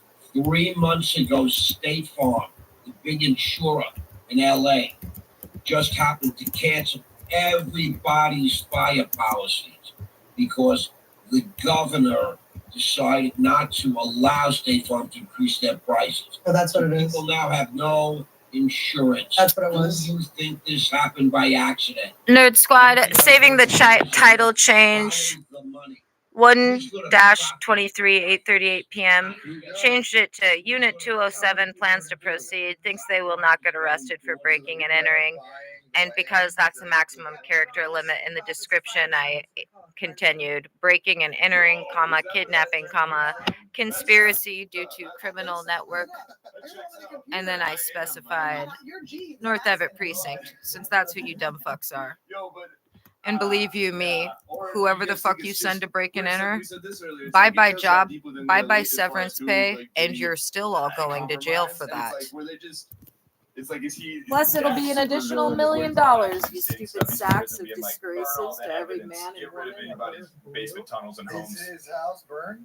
I don't know. I was But thinking, rich I said this people- on stage last night. That probably saved a lot of people. A lot of people were like, that burned up some evidence. Like, Yeah, there's probably had some to. Polaroids in people's basements that they're happy are gone. Yeah. Maybe they're not gone and someone's gonna find them. Changes were saved I at don't know, it's very- 10:16 p.m. I don't know, From the but title and description. I say 123. build the smart city. Build some hotels.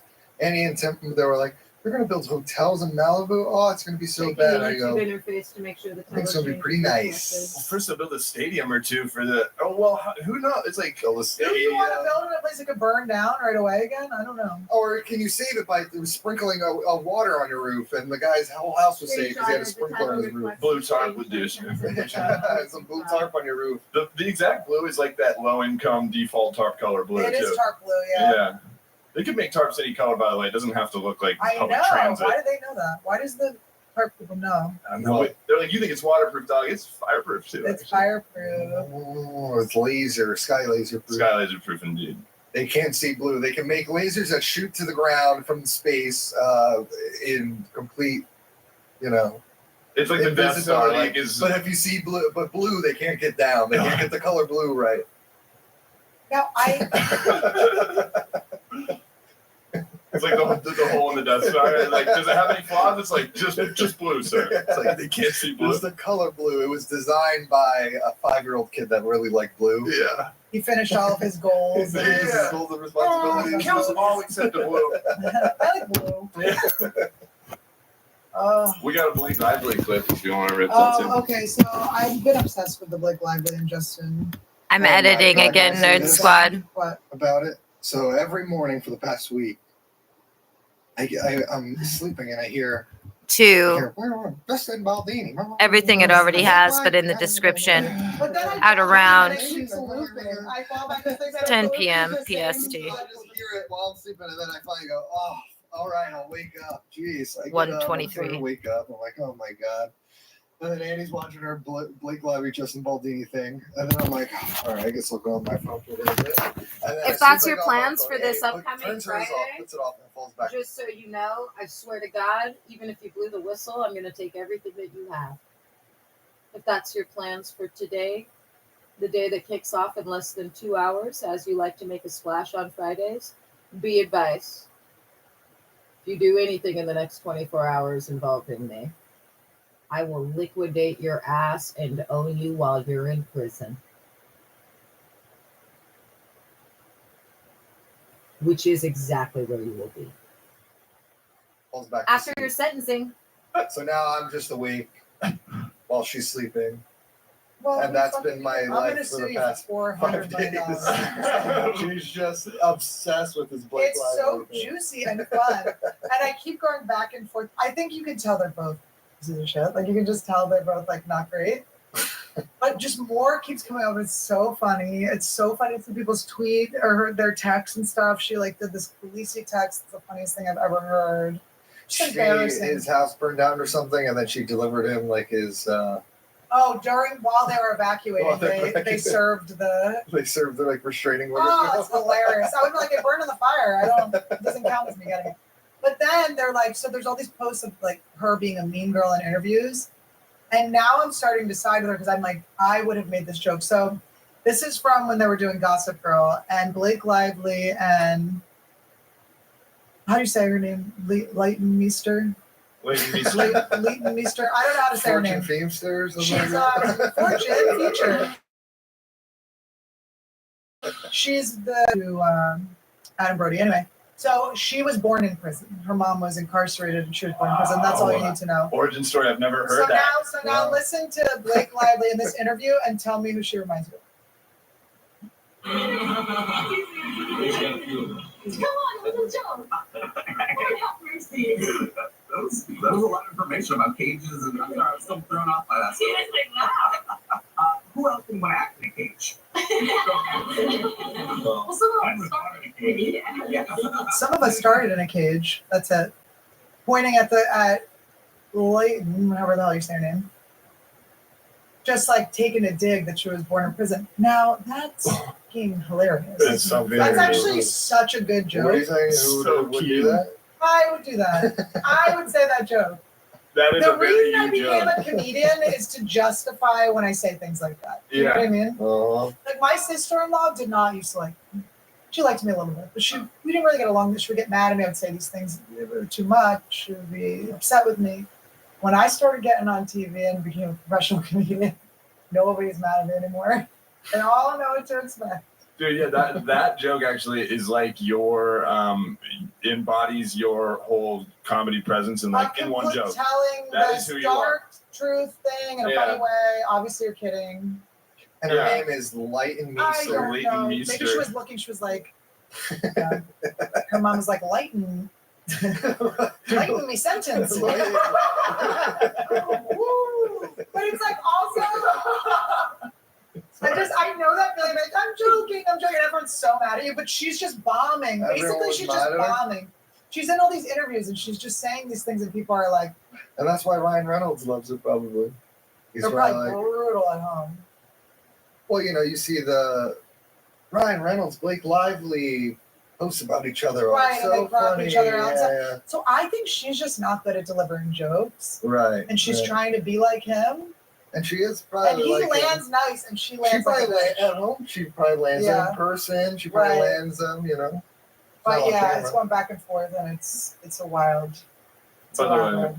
fire sale originated in the 19th century as a way to describe a sale of damaged goods. It's now used to describe any sale where the seller is in financial distress. So not only does that qualify, it satisfies both of those qualifications. It is like the most literal, ironic fire sale. It is a fire. It was a fire sale in the form of fire. Yeah, my manager's house burned down first, like to the point where I was like, "Did it start in your house?" Like it burned down so fast. It was so sad. He had such a beautiful house. Remember going over there? Yeah. Oh my God, we're just home. It was so sad, so sad. All right. Well, can we leave off on this? Let's leave off on this because of, you know, with these fire sales, the Chinese buying out, with TikTok being reinstated. Let's do a little war in Chinese. we use simple characters, and you can have full access to all of our lessons with the Chinese word introduce ourselves in Chinese. This is So how to when introduce. we meet a new person, we say hi to them and introduce ourselves. Yeah. So we we do. say Not in America. ni hao Ni to say hao. hello. Yeah. Ni hao. Hao. Ni hao. Ni hao. Ni hao. Ni hao. Me you. What was me you? Ni hao. It's like saying Ni hao. That is so aggressive. okay today. Ni hao. Did you Ni notice hao. that? Oh my God. The tone. It's about tone. I'm too. confused. I'm just confused. Did I take one of the sleepy magic lines? Because I'm being put to sleep. By Chinese. Listen, I just want to be Chinese. We're going to be singing Shong Shang Sheng Shong Ge Ting Zhong Zhao Gao Bong Shang Teng Donkey Chong Chong Gao. Donkey Kong. I heard you say Donkey Kong. You guys know Des Bishop? Yeah. Dude, watching a white guy that's fully fluent in Mandarin, Oh, it's like yeah, he it did a is the special in most Mandarin. fascinating Did he thing. really? Yeah. He has jokes he has good seller footage on his Instagram of jokes where he's just like where he goes in and out of it, and it's like where you like see someone Asian in the audience and he talks to them, and like it's like. It's a But good it is skill. almost like, because I've seen him do it, and I love Des, but sometimes like, all right, Des, we get it. We learned a language. We all look like idiots. We all look stupid. Poker players, a lot of poker Yeah, he's so players know smart. Chinese because they're always sitting at the table with Chinese people. You want to know what they're saying. It does seem so fucking impressive to learn Insane. Mandarin Chinese. I mean, it's yeah. just so opposite. At least with the love languages, you have some sort of semblance of the same. Well, with the grammar. letters, it's like, what the f are these Well, it's letters? because it's There's not pictures. it's not phonetic. It's not phonics. Basically, you're not Right. remembering. It's like the same. It might be the same phonetic word for like 10 different things, Yeah. and it's a slight adjustment in influx or tone. So it's like actually a really feely language. But Like, also writing, how crazy is that? What if you have bad handwriting? Also, I'm going to add this orally to the YouTube. It's 10:26 p.m. PST, January 23rd, 2025. Since Unit 207 plans on proceeding, I'm also going to state that the North Everett Police Precinct will be paying me $10 million in the event that they have anything to do with anything that happens today. This includes directly or indirectly, like staying upstairs and not stopping and arresting people. $10 million, North Everett Precinct. You may decide that you're going to proceed and send some people to their, hopefully, willing sacrificial career-ending crime. But you're going to pay me $10 million today because every officer upstairs should be legally required to prevent that crime. Also, I cannot wait for you to be in prison. So let's be clear. North Everett Police Precinct, you're going to pay me $10 million today in the event that your officers in Unit 207 proceed and/or their network of accomplices proceed with what you have planned for the next, we'll say 24 hours-ish, based on Unit 207. Unit 207 was laughing. They believe they won't be charged with and/or arrested for conspiracy. Whatever's happened today, they've decided that they're going to go straight ahead, probably because of the fact that they still don't want to accept the fact that they're going to prison in some instances for over 80 years. So I'm just putting it on this live stream since that's been a topic of conversation over the last hour and a half upstairs. But you'll be paying me $10 million if you do any of that shit today, as in the next 24 to 36 hours. You'll be paying me, in fact, whenever you do eventually do that shit. And you're going to be on my live stream without any sort of blockage on your face until I know who received an indictment and who is in a hotel in Seattle with an armed guard outside of their door.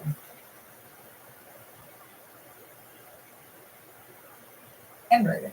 fuck, How do yeah. you draw? You have to be able to paint, Yeah, basically. you and, can draw like, tiny pictures. Yeah. they're so cute. House means ni hao.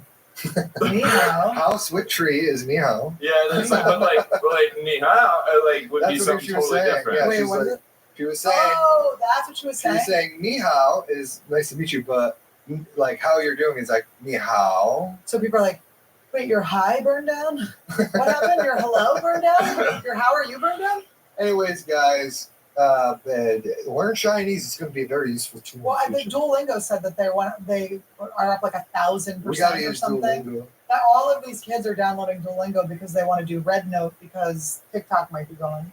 Yeah. It was funny Ni that hao. TikTok was gone for 10 seconds. And then People were remember, guys, devastated, the then they're just FBI back. is going to go Feels really hard weird. on Like, those I don't put it stalking back in. charges. I wanted it gone forever. Yeah. As of But a it few feels weeks like they ago, came back from the they kept fires, and saying we're like, that, we're gonna have to move, and then we get and I think it applies very much to every I went plan on you shows at the have Comedy Store. They did a bunch of in benefit your shows and stuff, and current, present. nobody cares about the fire. I keep bringing it Location. up, and people seem like, you don't care. I'm like, you're here for free because they fired. Crazy. What are you doing? This is the house that will never be burned from the fire. Ni hao. It made me actually feel, because sometimes when I'm doing my manifestations and I always was trying to force this idea of having a house in Malibu in my visualizations. I have some written out. It's like you're looking out at your farm in Malibu, and I just couldn't quite visualize it. I always was having trouble visualizing it, and I think it's because I ain't moving to motherfucking Malibu. I'm not moving to the fire zone. Okay. You heard that, child? Sure. I thought I was going to be moving to Malibu. The last thing we could say, guys, at least Tiptoe the tortoise made it out alive, huh? Yeah, the tortoise tiptoed his way out. Anyways, it's a beautiful episode. It was a beautiful Hopefully, you guys learned a episode. lot about what we've done during the fire, what we've been through, and Guys, comment below. guys, send us some donations. We could use a donation or two. Oh, this fire has really affected us. We lost $200 in slots. No, guys, please pay for the phone I lost during the fires. G, It was being stolen, but G from Barkatzi, that's nuts. oh, bro. it was gone pretty fast. It It was so fun. went back pretty fast, but we brought it We back had up. fun. It went down, then we brought it back up. Then And kind of then went the down. phone, and then we were kind of bringing it back up, but then my phone was gone. We're like, we have to quit. We can't keep playing. We can't keep playing. All But right. anyway, guys, long live the Yeah. Palisades. And we feel very bad for the poor people and the rich people that lost their belongings because, listen, I don't think Spencer Pratt really has that much money. Spencer Pratt So, guys, yeah. or Chris Pratt? No, Spencer Pratt. You are not on my algorithm. From Spencer's Spencer Gifts. Pratt and Heidi, no. I know. Sorry. Why did you seem so abused? I You know looked that. down, he's like, sorry. I don't know. I'm sorry about that, and Oh that's my not God, good. I'm so sorry. We were going to see your girlfriend that night. Fire, the car was on. Yeah, if we listened to Mike, we would have not have gone to Vegas and went to the thing. That thing was canceled, though. They But canceled. Mike told us that it wasn't canceled. Oh my God, you almost killed us. At that time, it was not canceled, and the bar still was open. You asked if the bar was going to be open, and it was open. They didn't close one night of the whole fucking thing. Wow. It's a whole ethical controversy within among staff and It's management. All right, guys, write some complaints to Barney's Guys, did you Beanery. think Blake Lively's cage joke was funny? I personally think it's hilarious. And, you know, maybe she wanted to lighten up the meester. Oh, That was good stuff. Anyone's gonna save the world, yeah.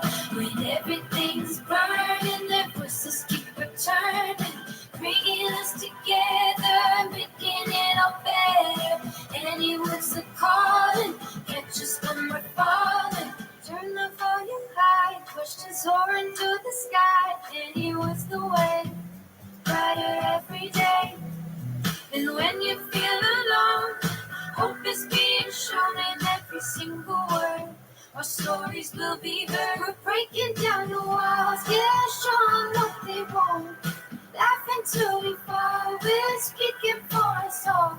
And it's undeniable, this force is reliable. Anyone's gonna save the world, yeah. When everything's burning, the verses keep returning, bringing us together, making it all better. Anyone's a calling, catch us when we're falling. Every beat, every word, a revolution. Also, now is a good time for me to point out something to at least one man that's intelligent that's listening or will be listening to this shortly enough. When I've told you that my security clearance is higher than your chief of police, I meant it.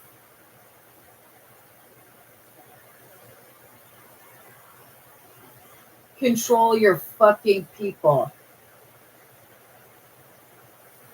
Serve from the world's every corner.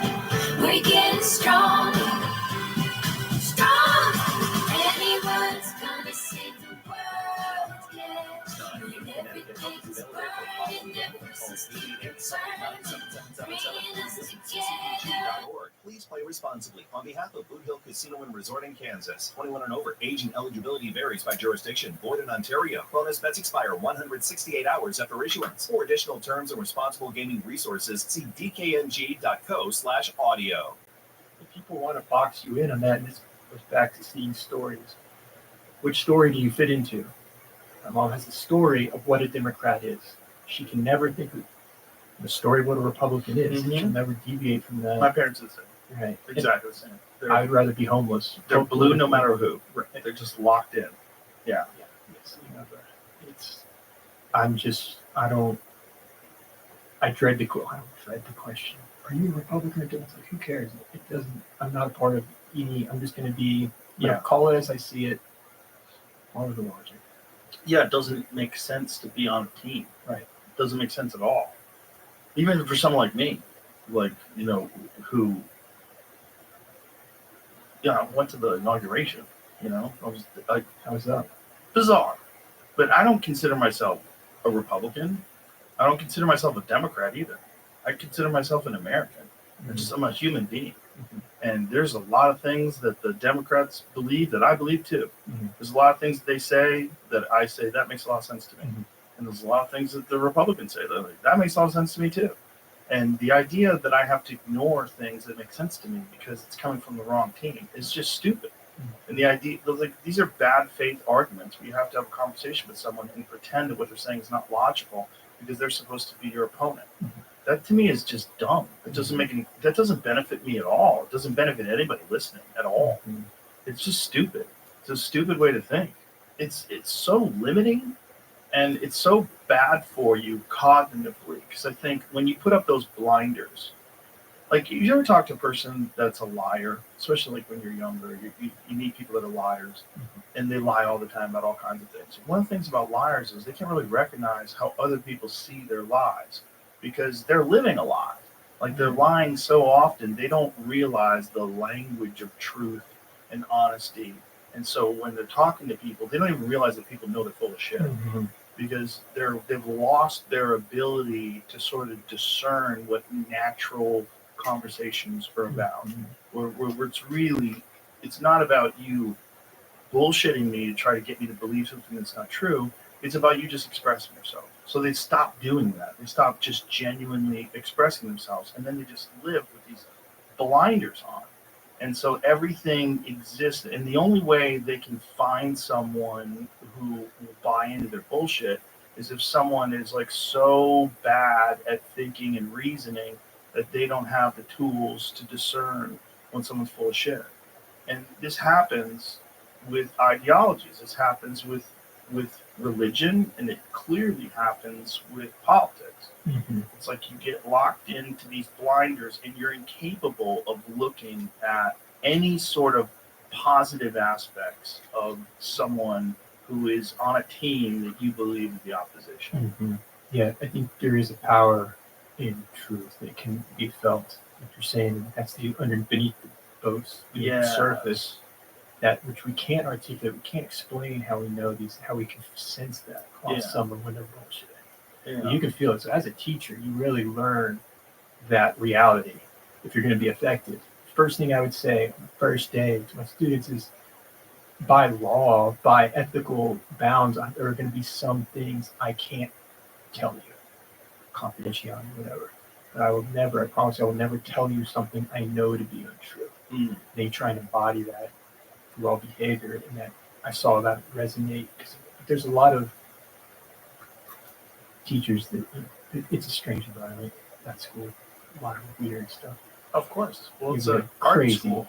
That wasn't an art school. No, I'm talking about the ones where the kids get kicked out of high school. Oh, okay. There. Oh, yeah. So there's like gangs, drugs. Yeah. Yeah, I think we're entering a unique moment in history where a lot of those narratives are just dissolving, and a lot of that very tribal thinking is being critically analyzed, and it's found to be lacking. Mm-hmm. And people are abandoning left and right, and you're seeing it. You're seeing sort of the consequences of a lot of this ideology affecting people's day-to-day lives, and that's causing people to abandon it. You know, I was watching this left-wing podcast where they were discussing being gaslit about the problems with violence and crime rising in New York City, and that, you know, you're being told that it's not. But if you live day-to-day life, you're like, no, this is real. Mm-hmm. Like, you guys have let in a bunch of Venezuelan gang members, and you have a sanctuary city, and now it's kind of chaotic. And you're seeing, like, the one that got lit on fire in the subway, and like that kind of shit. You're seeing this with ever increasing frequency. You're also seeing the way they lie about crime statistics, because they'll tell you that crime is down, but what they don't tell you is crime is severely underreported, and that people are being released for even violent crimes very quickly, which has direct consequences, because then there's no incentive whatsoever to not commit crime, because you're going to be right back out on the street. Mm-hmm. Are you familiar with Roland Fryer? Yes. Yes. Have you had him? I have not, but I would. It's really interesting. He's changed the way I view statistics, and in like a 3-minute synopsis of it that goes to crime statistics, I can't think mathematically, and I think this applies to logic. I think visually. So if I have a metaphor, I can suddenly understand a mathematical concept. Mm-hmm. I just don't have that mind. So he broke it down.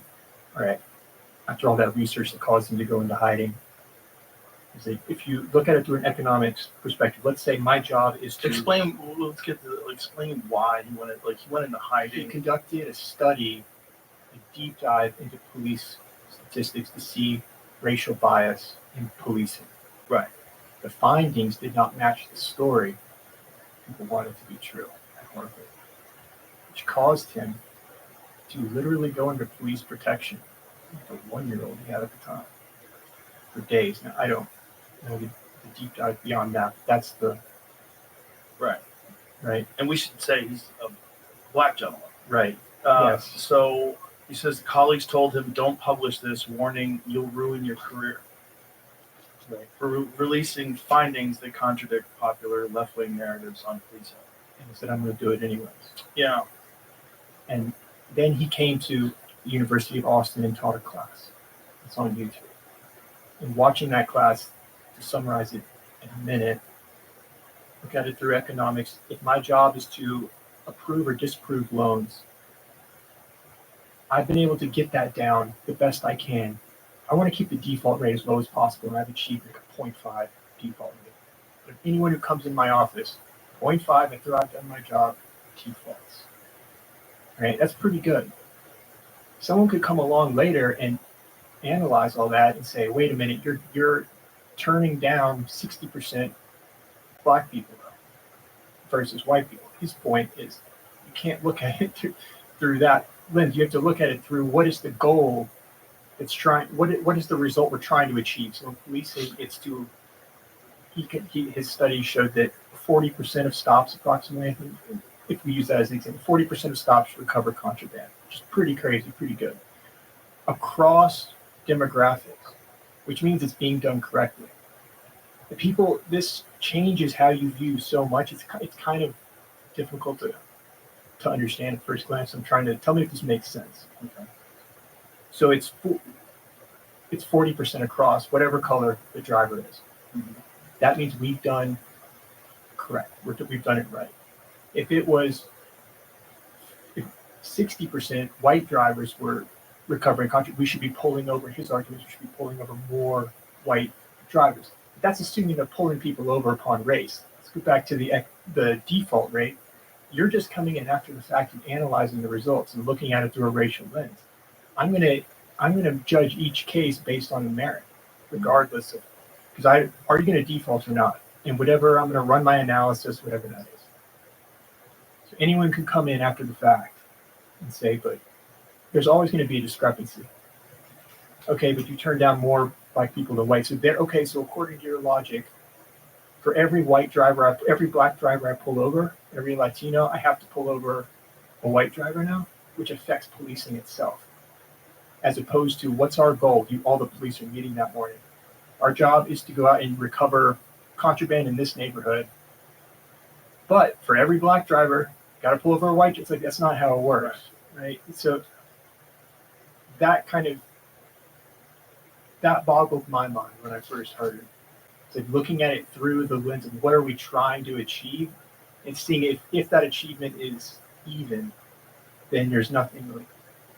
There's Logging nothing off into my about it. If Facebook to if post the update contraband being for the recovered is script 40%, and regardless of the rate of which you're pulling those whatnot cars right over, now the next success rate is the same. and then I will Which amend means my you're doing Snohomish it- County you're doing it prosecutor's review again Trying to boil that down with as the simple as I can. update.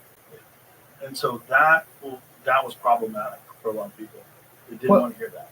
Because they're pulling over 60% of the drivers are black, which is bias. The question is it unwarranted bias? Because there's always going to be bias. Right. Is it unwarranted bias, meaning are more black people causing them to get pulled over? Like the default rate. 70% of the people I turned down, let's say 70% of people that come in that office that were black got turned down. My rebuttal to that is that has nothing to do with it. My job is for the bank to get a 0.5 default rate, and that's the end result. Right. Can you prove that I'm doing anything wrong there? Like, there's no, what adjustment logically should I make? Right. Should you give loans to people that are more likely to default Right. just because of their ethnicity? Right. That would be Creating a the post logical right now in course Nerd of Squad. action in response to that. Right. Which is the argument for equity, right, over equality. Yeah, essentially that would be a form of equity, equality of outcome versus equality of opportunity. Right. Yeah, I've seen that argument that like not everybody starts at the same spot, so you have to raise up people who've started at a different spot, which is to me a band-aid on the real problem. The real problem is that we have crime-infested areas that we've done nothing to fix. That's the real problem. The real problem is we have parts of our society that have been, because of Jim Crow laws and red line laws, there's a long history of them being riddled with crime and gangs, and it could be fixed. There's been no effort. There's been no real national effort to take impoverished, gang-ridden, crime-ridden neighborhoods and rehabilitate them. The more you do that, if you did that, you would have less losers. If you have less losers, you have a better country. And that's including like the Appalachians, like areas of West Virginia that are filled with people that are addicted to pills and committing crime because they're drug addicts that are all poor white people, coal mining people, those folks. It's everybody. It's just crime and poverty. And crime and poverty causes people, you imitate your environment, you imitate your atmosphere. If you grow up in a crime-ridden, gang-ridden neighborhood, the chances of you getting involved in gang activities and crime are much higher than if you don't grow up in an environment like that. Yeah, I'm from North Carolina. Near Asheville. Asheville. Yeah. It's rough out there, which people don't believe. The Asheville Mountains, beautiful. Right. No, it's like very high per capita crime rate. It's the meth capital right near where I live. So I agree with you. The thing is, if we look at it through a socioeconomic lens. So I had one of my professors from Emerson was like, I solved racism. This was in one of the videos. I'm like, sure, come over, let's record. Hit me with it.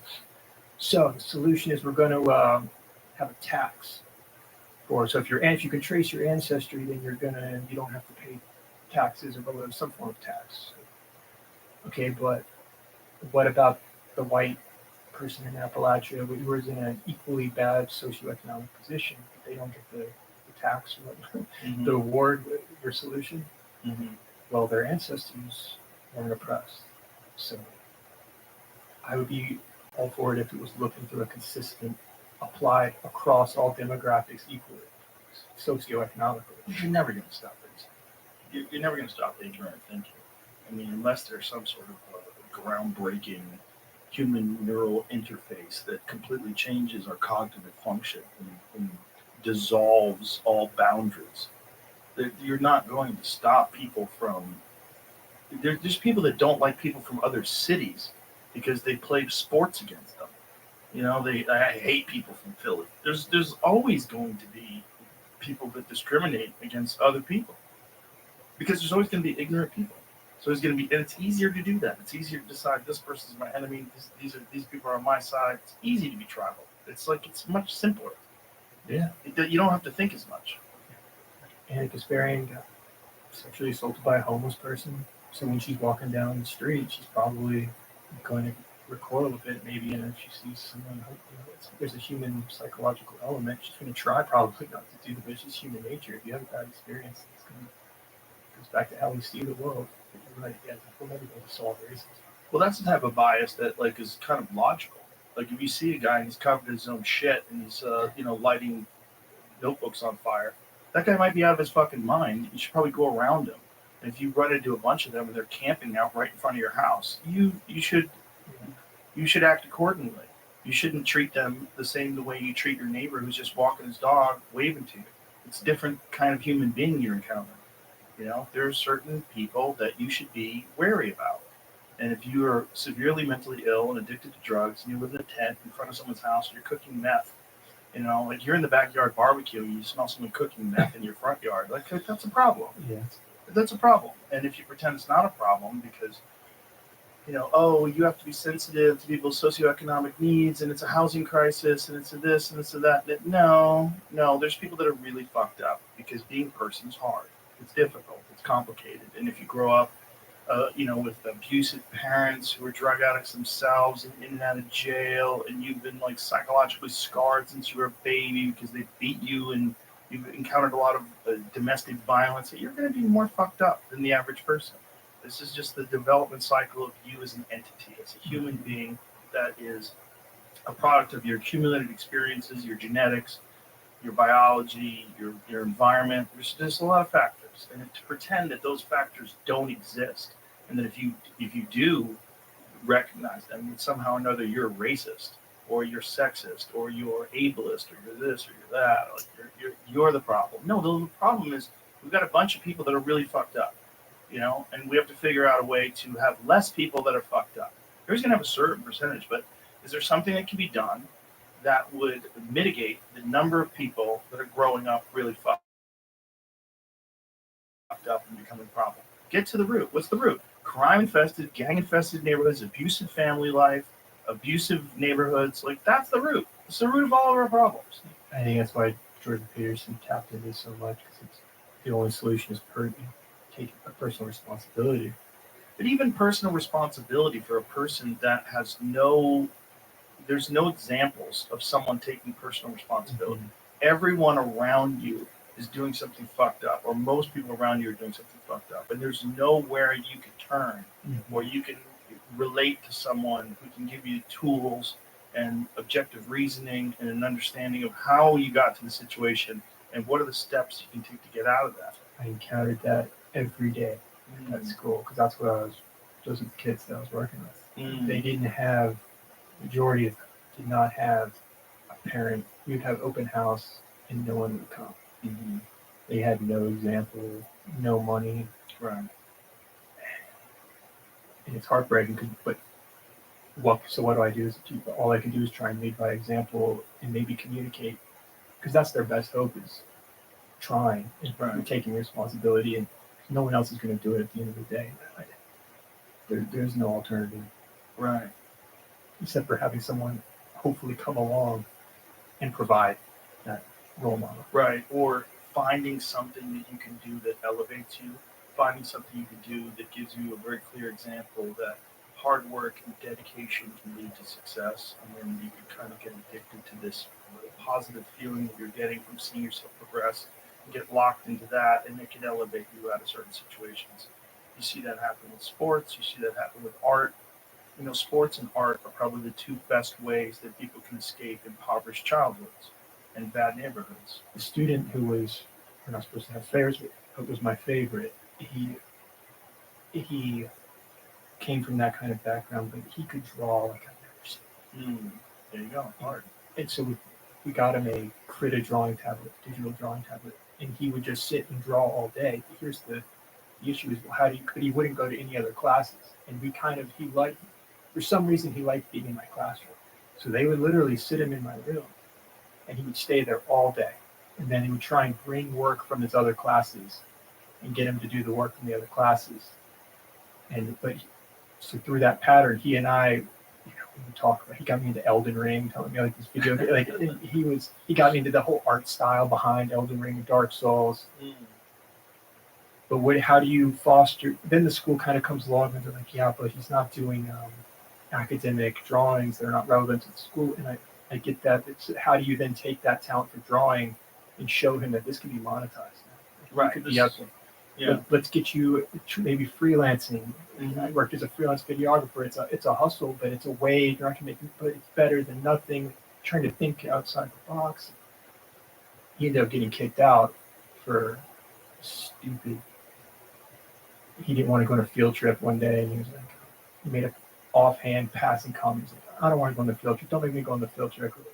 I'll just bring a gun so I don't have to go to the field trip. And oh my God.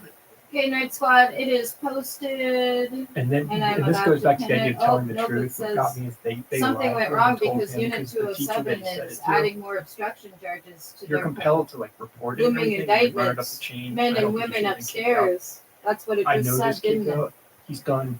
That's why they're there, because they say stupid Yes, stuff. it did, and now they're not allowing it to And we're the load last in line any of way. defense. He was So I graduating. can't pin it, Nerd Squad. Location I set don't as know where Everett it is. Police Department, Snohomish County Sheriff's Well, Tag, it brings you back to what is school the Everett supposed Police to be for. Department, It's supposed to be including preparing you for independence. soon-to-be unemployed officers that are supposed to be preventing the preparing interface you from to Facebook while from eventually working have a while career. doing whatever else Well, they're there's doing. real careers in art. It's a viable pathway. Yeah. And the idea that this guy is extremely talented and that's not accentuated. He would draw these Japanese samurai sword fighting, just beautiful. And then I had the photo printer. But they were like, well, how's he going to make a living drawing Japanese photos? No, it's like, get him to draw school logos for multimedia projects for the culinary program. I was like, this kid won't respond to that. And he didn't. And then he gets kicked out. That was my problem as an artist. When I was young, Pinned I it, wanted to Nerd be a Squad, comic and now I'm about That's what I wanted to to do. And all go I, in that's amends the that only review art that I for was the interested in. I Snohomish read a County lot of comic Prosecutor's books, and I Office was with really the into update Frank and a Frazetta, screenshot and of it. I was really into Jack Kirby and all these different artists that would draw for comic books and fantasy novels and that kind of stuff. That's what I was interested in. That was the only thing I was interested in. And my art teacher was an asshole. He was such an asshole. Shout out to my friend John DeVore, because I'm still I communicate online with a buddy of mine in high school who was also in that art class, who was the most talented guy in the class.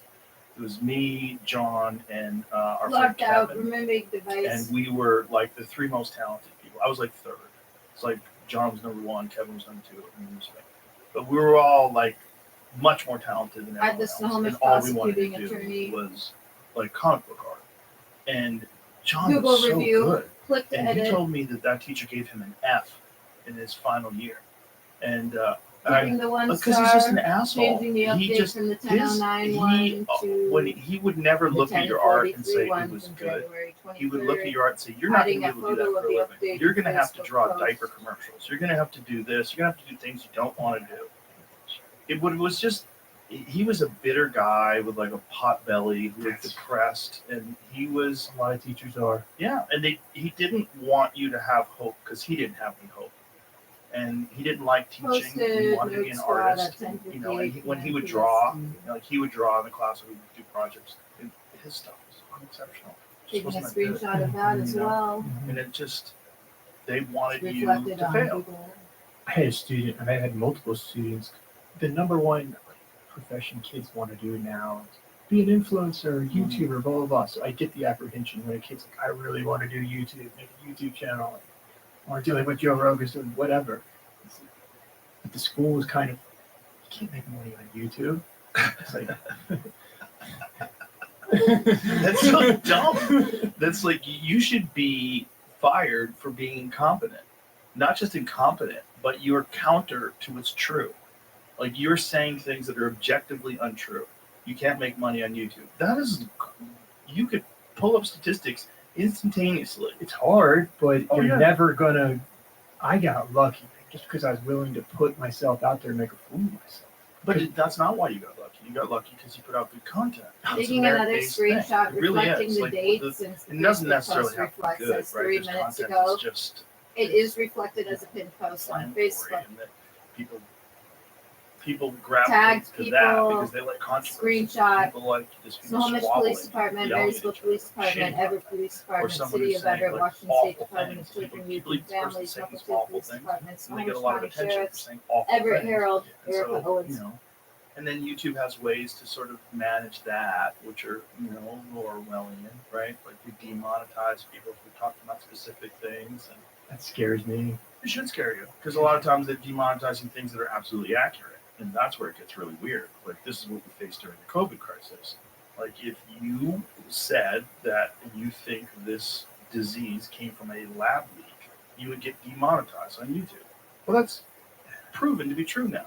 So like what happens? Does YouTube owe you money from all those videos that you put out that they should have monetized? Like what if you're saying it's crazy. You're saying accurate things, but these accurate things are being suppressed by our own federal government, which is really weird. We're in cahoots with these corporations that were making these medications, and so it got real fucking weird, like real weird. And unfortunately, a lot of those You're laws probably still wondering, stand. well, what the We fuck had is the an instance update? where there was a video that we put You heard out it in real during time. the pandemic. It is When we were tonight only between on 9 p.m. Spotify. and 10:20 So p.m. when we're only on PST. Spotify, all of our Tonight videos, is all in our January episodes got released 23rd, only on Spotify. 2025. But we Unit begged them all 207 once to again eventually, broadcast their just like delusional we'd have confidence them if captured we ever on this wanted to very put them on live up stream. on YouTube.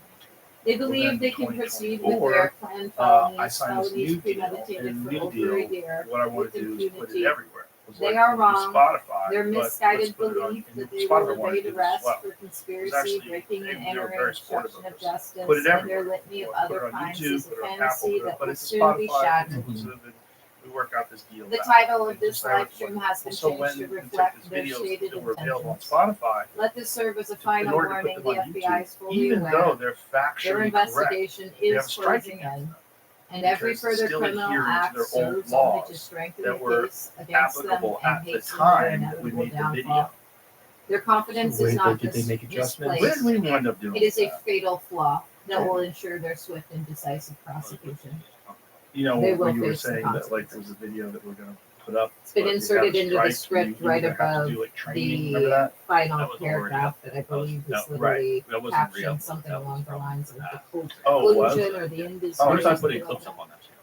Oh, it was a clip that was the problem? Right above the other one. Right, but it was the full episode, wasn't it? And then when we upload the full episode, then it applied to that, right? I just don't. There was no way around not doing the education fucking thing. Right. But Really? here's the problem. No way around it. Did you have to do that? Yeah, I'm not doing Shit. But yeah, but here's the problem. That clip was accurate. The problem is the things that they were saying were accurate. Yeah, something changed in the news, and they're like, "That's actually accurate now," but the system there was no way to change it in the system. Yeah, it was always accurate. It's just the news started reporting it accurately, and because initially the government narrative was that it was incorrect. So we're in the situation where you get educated about something that's absolutely true, and you have to sort of pretend that you did a bad thing. It's scary for me because this is literally how I make a living. now. Yeah. I put food on the tables. Yeah. Do you do other platforms as well as YouTube? I'm on X, but I'm not monetized. I've never made a dollar on X. I'm not sure how to go about doing that. I can look it up. I should probably, but Yeah, I don't know how that works either. I hear rumors about don't post one-to-one to X because YouTube wants exclusivity, and if you're posting on X, your videos will perform less. I don't know how much truth there is, but I'm so kind of, There's probably something to that. and I'm so dependent on YouTube that I'm. Here's an interesting statistic about YouTube. This shows you, like, this is probably one of the best examples of bias that you're ever going to see. During the time where I released the podcast with Trump, it was getting, what was the most it was getting an hour? Was it 1.2 million? So maybe 1, 2, 3. As much as 1.5 million, I think, at one point in time. An hour. Never trending. heard about that. Never trending. Never trending. What's trending then? Tell me what trending is. If something gets 50 million views in a couple of days and that's not trending, what's trending? What do you call trending? What does that mean then? Are you curating your trending thing? Why would you do that? On Call Her Daddy channel? I don't know. That's a good question. Well, it didn't get any views. No, it didn't. I mean, what did Kamala Harris on Call Her Daddy get? That's crazy. I get a million for some random. Should have gotten That's crazy, but that doesn't make any sense.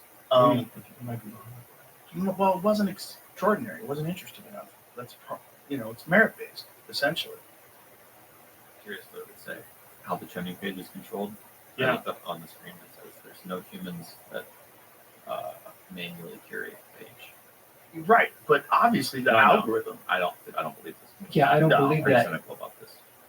Yeah, okay. YouTube's trending page is controlled by an algorithm that's trained by human engineers. There's no employees who manually curate the trending page. How the algorithm works. The algorithm considers many factors to determine which videos are trending, including view count, view velocity, and video age. The algorithm considers where views are coming from and how the video performs compared to other recent uploads from the same channel. The algorithm aims to create a list of trending content that's relevant and representative across the platform. The algorithm refreshes every 15 minutes to stay current. Filters. The algorithm applies strict content filters to keep the trending list family friendly. These filters ensure that videos don't contain excessive profanity, mature content, violence, or disparaging others in the community. Okay, so just that line alone, disparaging others in the community. Yeah. It would be in YouTube's best interest, though. They need you. So, well, don't they like views? Yeah, that's what don't you sell ads? If I was YouTube, I'd be like, no, Joe Rogan's thing up there, we need views. Well, not only that, if you put it in trending, you'll get more views, so you get more advertising revenue. That specific one, I think they were worried about something else. Well, yeah, they were worried about it promoting Donald Trump and him winding up being president because of that. But then it got to a point where you couldn't find it. So that was real weird. Like if you Googled Trump Rogan podcast, you would not find that podcast at all. You would find clips of people discussing it. You would not find the actual podcast. When I first saw it, it was someone reacting to it. Yeah. Live. Bizarre. Didn't you tweet like we had to release it at the same time on multiple platforms? Sorry for the glitch. Wasn't there? There was a glitch because the way we upload generally, Jamie, you can speak to this. We upload with a timer, right? Like it's going to upload at a certain usually time. like at noon. This time we were doing it at night, and they just didn't, for whatever reason, it didn't go live. The platforms don't work the same. We just released it. We just said like, let's just release it now. But it took a while to get up and that was just like an issue with just how the upload system works. So it's like it's more effective to upload on a timer apparently, but that had nothing to do with YouTube. That was just a thing about. And then when it was being suppressed, and I knew it was being suppressed, I talked to Spotify and talked to Elon and said, let's just put it on X. And so we put it on X as well. And then Elon put it on X, and it wound up getting across all platforms somewhere in the neighborhood of like 250 million views. Fucking insanity. But a lot of it was X. Like a lot of people on independent pages, they just took it when there was a problem finding it, and they just uploaded it to their own channel on X. A lot of people did that. And then I uploaded it. Elon's alone got like 65 million views, and I got like 25 million views. It was just nuts. It's like people wanted it, and it's the Streisand effect. As soon as you try to suppress something, I don't buy into the idea that there was some sort of manipulation behind the scenes. It just doesn't make any sense. Whether it was rogue employees or whether it was someone who was gaming the reporting system, like reporting something, like maybe that could be it. Like if you get enough people that report that a video is a problem, maybe that could throw it off. I don't know. I don't want to ask because I don't think I'm going to get an honest answer. You haven't asked? I kind of have, but I don't talk to them. I don't have like a direct channel where I talk to them. I don't want one. I was like, let me just put it, like this is like if there's a situation like that, I'll talk about that, and that's my way of responding to that. Like, make it make sense to me. Like, why can't you find it? Why can't you find a video that has 65 million views? Why can't you find that? That doesn't make any sense. It's crazy. That's nuts. Like, what's wrong with your search system? And then eventually, that because of me talking about it, it went back, and then you can find it. It's one of the best things. A lot of people are really grateful you did that. Yeah, I wanted to just, like, we were clearly being manipulated. We were clearly being gaslit and being told that this guy's Hitler, even though he was already the president for 4 years, and he didn't act like a dictator. Like, we know what it's like when he's running things. We've experienced it for 4 years, and they were telling us that this was the end of civilization. The trans people were going to be rounded up and fucking nets thrown on them, and it was really wild. That people weren't going to be safe. It was really wild. And they just demonized and they gaslit people to the point where when you actually do have the guy in and talk to him and say, like, no, he's not mentally compromised. He's not incoherent. He's very coherent. He's got an amazing amount of energy. The guy sat here for 3 hours, and we could have done another 3 hours easy. He can go on and on and on, and he's fine. Mm-hmm. And he had some really good points. First of all, the point about the California wildfires, where he's discussing their water issues, that it could all be fixed. And then he gave them a plan to fix it, and then they rejected it. And he's like, you could have all the fucking water you need, and you should be doing things to make sure that these fires don't happen again. There's ways to clean up the brush. There's ways to do this. There's ways to do that. You stop the fuel. You develop better systems for water distribution, sprinkler systems. Like, there's ways to do this, and he talked about those ways on the podcast, and it's like, eerily accurate when you see what happened to the Pacific Palisades. Yeah, that clip of you predicting the whole thing. Yeah, that was see, here's the thing, this climate change narrative, this is a really goofy thing that people on the left are talking. This is because of climate change. This is climate change causes fire. LA has had essentially the same weather pattern since the 1800s, since they started noticing them. There's a great video, here, I'll send it to you, Jamie. There's a great video of the Topanga fires. See, you might be able to find it before I can pull it up. The Topanga fires from 1961, I believe. There was a huge fire that raged through the Hollywood Hills, pre-climate change, 1961. LA has always been dry as fuck. It's a desert. The movie industry that's why the movie industry is there. Because you can film outside, and you don't ever have to worry about it raining on you. That's literally why they came there, because it's the perfect climate. It's amazing. I was just there last weekend. The weather's incredible. But the city, because of their ridiculous policies, is just a fucking disaster. A dangerous, creepy, weird disaster. 1961 Bel Air fire. Could be. It's a windy ass, brush fire, wind. I mean, that's just what happens, man. So the situation that I encountered was from 2000. I was filming Fear Factor, so it had to be before 2007. So it was really before a lot of this. I mean, you had the Inconvenient Truth documentary, but you didn't have the type of climate change discussions that you have today. So you think it was more? It's just LA. Oh, okay. It's just LA. It's not a climate change issue. God.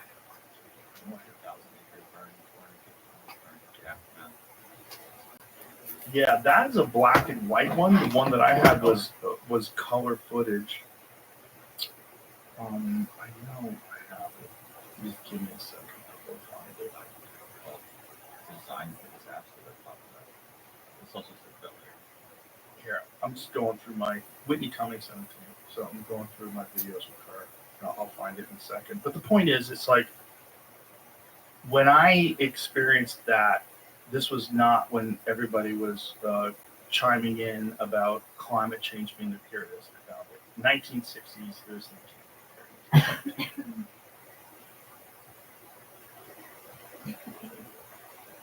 and it's one of those guys talking like this, because that's how they talked in the news back then.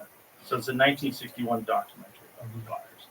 And so when I was talking to this fireman, I think it was 2003, if I'm correct, I think it was 2003.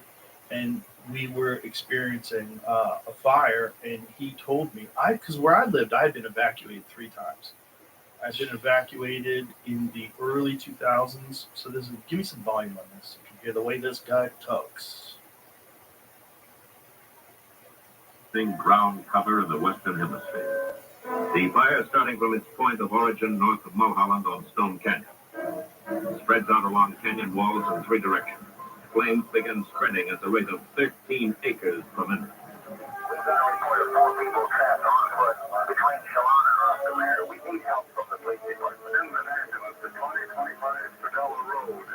How can a modern water system properly designed to meet emergency fire conditions fail to function?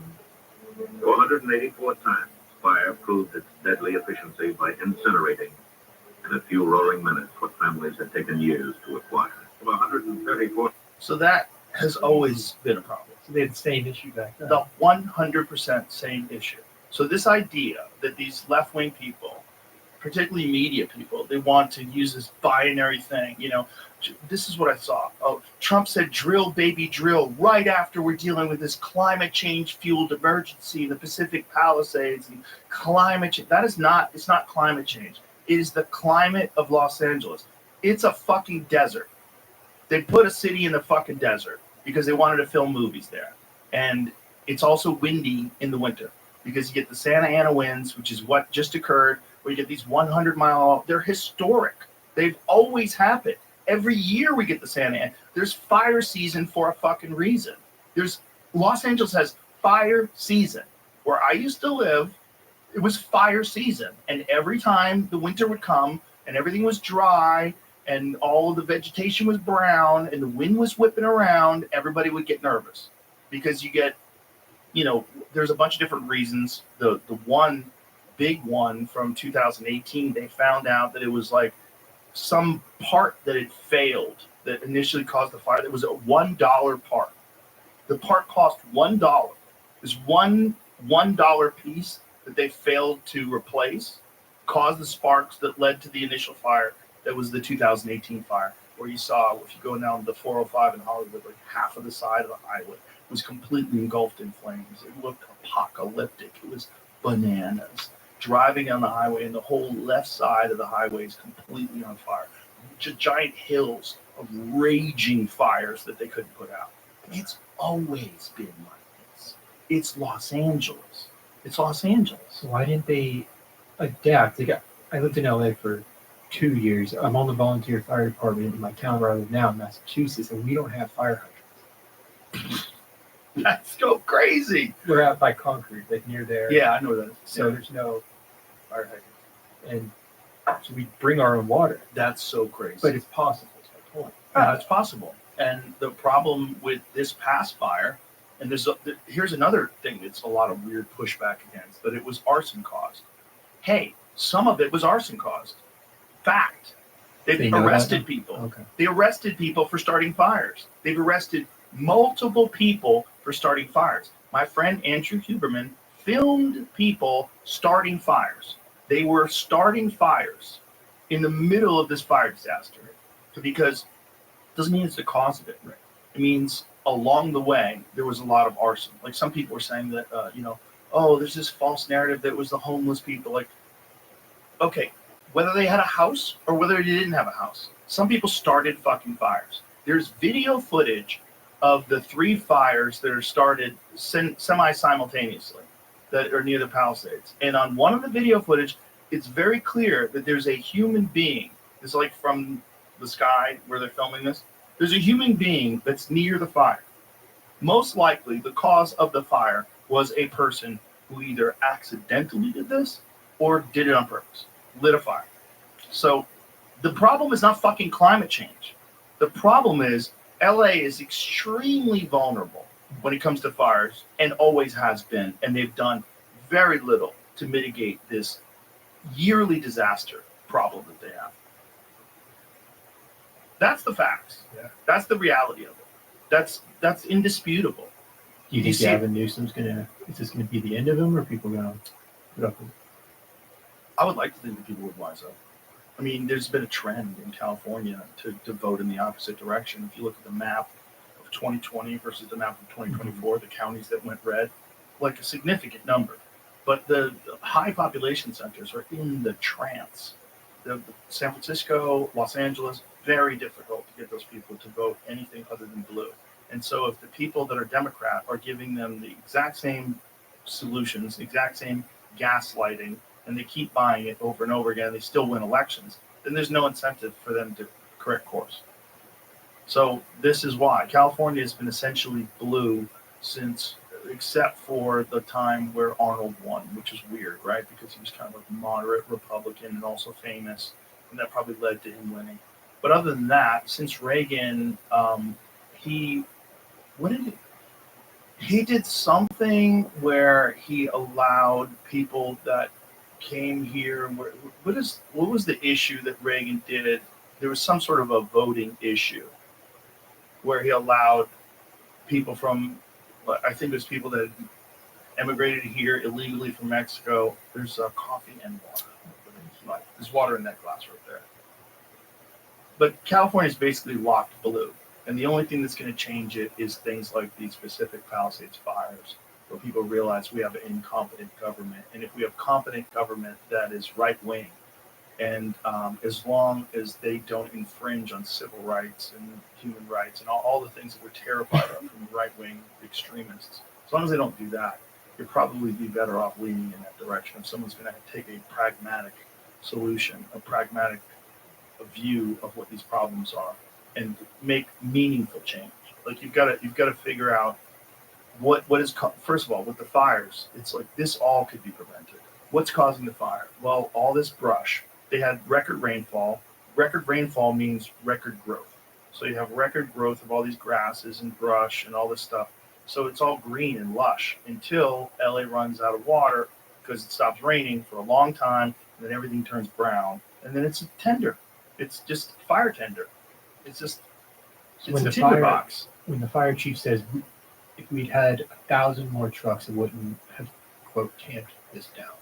Mm-hmm. But then we see an old man with a garden hose able to save his house. It's like, well, an individual was able to make a difference. Right. So then logically, a difference could be made. There's one guy who put lawn sprinklers on his roof.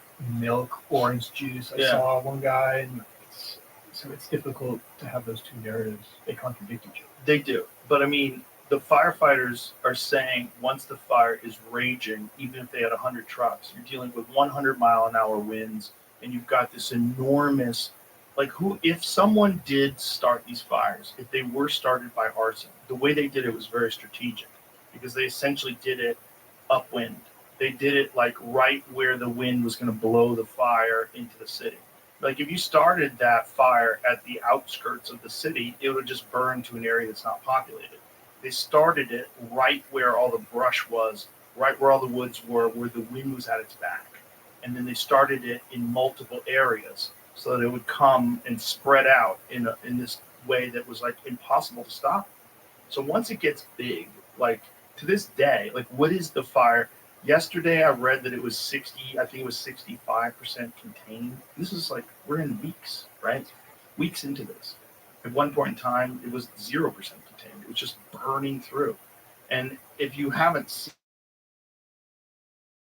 seen, I'll send you this, Jamie, of an overhead view of what it looks like now. And it's 68% contained today. I'm going to send you this, Jamie, because it's a helicopter that is flying over the Palisades.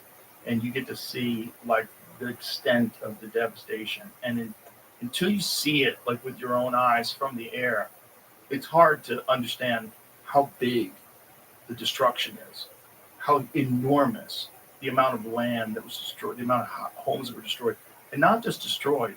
Here it's you can see this here. I mean, this is crazy. This is absolutely crazy. And the video is larger, Jamie, if you could shrink it a little, so that way you can see the top. So there's words at the top that block off some of it, but it goes on way above that. See that? Mm-hmm. This is an enormous piece of land covered with homes that's gone. All that's gone. Not just gone, but now poisoned. So now, not only are these homes burnt, but everything that was in the homes, all the plastics, all the chemicals, all the batteries, Teslas, all these different electric cars, all that, the electronics, all the toxic chemicals that come from the building materials, all that is now seeped into the ground and will eventually seep into the water. It's going to get into the water supply. It's probably going to get into the ocean. It's going to wash into the ocean. Yeah, I don't think people realize how toxic that stuff is. Not just that, it's in the air. So, they can say the weather quality or the air quality is good in California based on how much smog there is. But what's in the fucking smog now? Because this is not just automobile smog. This is not just dry dirt kicked up by the wind, which they've always had. Like the smog in Los Angeles existed before there were cars, because there was always this problem with the way the valley is shaped. The valley just contains all this air in there, and you would get dust pollution, even back before there were fucking cars, or if there was anybody that was burning coal, or you had fireplaces, or that kind of shit. You're getting all that smoke that was always contained in that area. It's just a bad place for air. And so then on top of that, you've got all these homes that were burnt and all this toxic waste, all this burning plastic and burning chemicals. Now that's all in the air, and no one's discussing that. Like, it has to be bad for you if you live near that. All those firemen that are breathing that shit in, that's going to have long-term health consequences for those guys. Yeah. For all those people that are dealing with all that shit, all those people that are anywhere near it, your air is air of, like, do you know the story of the toxic burn pits from Iraq and Afghanistan? So during the war, when troops were on a base overseas, they would take all their garbage and burn it. So they burned it in these waste pits. And so the wind would shift and blow through the camp, and all these people are breathing toxic air, extremely toxic. In fact, Biden's son died from a brain cancer that they connect to his exposure in the military to the toxic burn pits. There's a whole swarm of health consequences that veterans have faced because of these toxic burn pits. So the dumbest fucking way to deal with garbage of all time, make the troops breathe it in as you burn it. It's the same kind of thing that's happening in LA. It's the same shit. You're breathing burnt garbage, burnt refuse, burnt buildings, burnt cars, burnt tires. All that stuff you're breathing in. I didn't realize how often, you don't think about firefighters, but they're exposed to that. All the time. The guys it's all volunteer, but the guys that in the 50s, 60s, and just hacking all the time. Yeah. And it's like a sacrifice they make knowingly. It's Yeah. crazy. The gear is never, because you can't just wash fire gear. Right. You gotta have it specially washed. It's like the kitchen in the firehouse, right? You can't bring no gear allowed in the kitchen because but you put it on, go home. You're supposed to shower every time, but that doesn't happen. So it's just crazy. Also, they're fucking exhausted. Like, you don't even want to shower. You just want to close your fucking eyes. You're working 28 hours. You get a couple hours of sleep before you get back out there again. It's fucking insane. And still, 68% contained. Today, what's today's date? The 23rd? 22nd? Some people talking about the campfire from a few years ago. Mhm. That containment number starts getting used as a big political tool. Like, it'll never end up being at 100%. We'll just kind of keep pushing the number around, talk about stuff. Just eventually just goes away. What do you mean?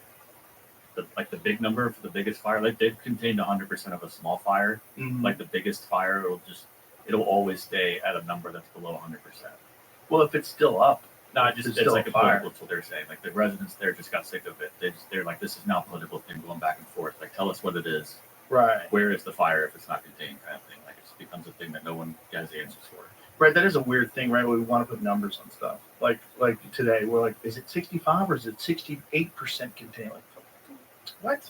It's a fire. Fire's still up. There's still a fire right now. January 22nd, there's still a fire in Los Angeles. It's been going on for weeks. When did it start? What was the date the fire started? I was reading through something on the New York Times. One possible thing, which doesn't sound right, but they're just going it's possible. In that area, someone was lighting fireworks on the night of the 1st, and there was a small fire that started. Some firemen went up to put it out. They stayed to see if it was going to catch back up. And 5 days later, they're like, is that the same fire? Because it was in a really close to the same spot. It'd be real weird if it started back up 5 days later, but yeah, that doesn't really make sense. That doesn't make sense. Also, it doesn't make sense if you think about how windy it was and the fact that everything's dry. I think going to the roots, which is the one that's what we're starting to get Okay, maybe. It can. Maybe, but 5 days later it starts up again as a raging inferno. Perhaps, but there is also evidence that people lit fires. There's also people who got arrested for lighting fires. It wouldn't surprise me. Have you heard the book Monkey Wrench Gang? No. Eco-terrorism. These friends living out of a van. They go around. In fact, originally monkey wrenching was sabotaging for environmental reasons, big equipment to fight back against that kind of thing. Okay. I had a friend back in high school, his boarding school, and he was really into it, and that's where I learned about this book. And it wouldn't surprise me if that kind of thinking carried over in someone. If you saw copycats, there's definitely people out there that have a reason. Yeah. Well, there's disturbed individuals in our society. That's why we have school shooters, right? That's why we have a lot of things that people do that are horrible. And one of the things that people do is they start fires. You know, it's a known thing. To pretend that it's not possible because it doesn't appeal to your narrative. It doesn't fit with your narrative of the homeless thing. We just have to be compassionate because these are people and there's a housing shortage and it's just housing. No, you have open air drug markets and mentally ill people and fire. And it's possible that that's what's caused it. LA wire files rekindle. Eco-terror arson suspect manhunt after fake firefighters arrested. Yeah, that's the thing. There were fake firefighters that were arrested, and there was also fake cops. But I think that was, if I had to guess, it was more about stealing than anything because there was organized looting where they were breaking into homes in areas where there were people going to be abandoned. LA, man, it's not my cup of tea, but it's tragic. The firefighters have a history of arson. That's why. Oh, great. One of the firefighters? One of the fake firefighters. Oh, yeah, there you go. One of them has a criminal history of arson. Gee, what's the odds? Well, he definitely didn't do it again. He learned his lesson, Jamie. A fake fire truck. A pair of fake firefighters from Oregon. Where did he get a fake fire truck?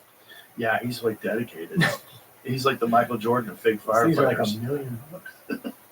He got a used one. Did you see the thing in LA where they had the lot where they showed all of the fire trucks that were out of service? No. Hundreds. Oh, they're bringing them back in service? No. They were broken down. They hadn't bothered fixing them.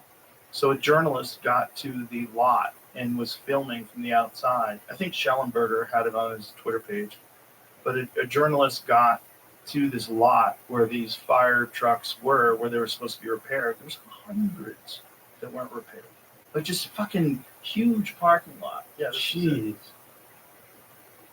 75 Los Angeles fire trucks wait for repairs as wildfires rage while city spends $1.13 billion on the homeless.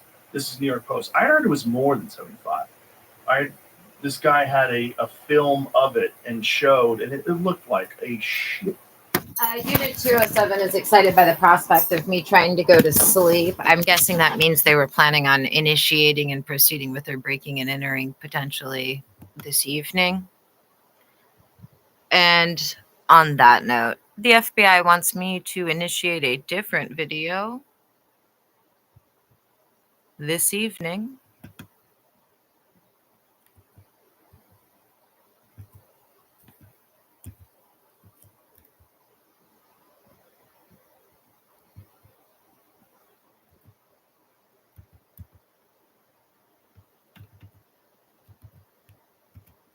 So the current time is 11:33 p.m. PST. I am ending this live stream and initiating another in 90 seconds or less.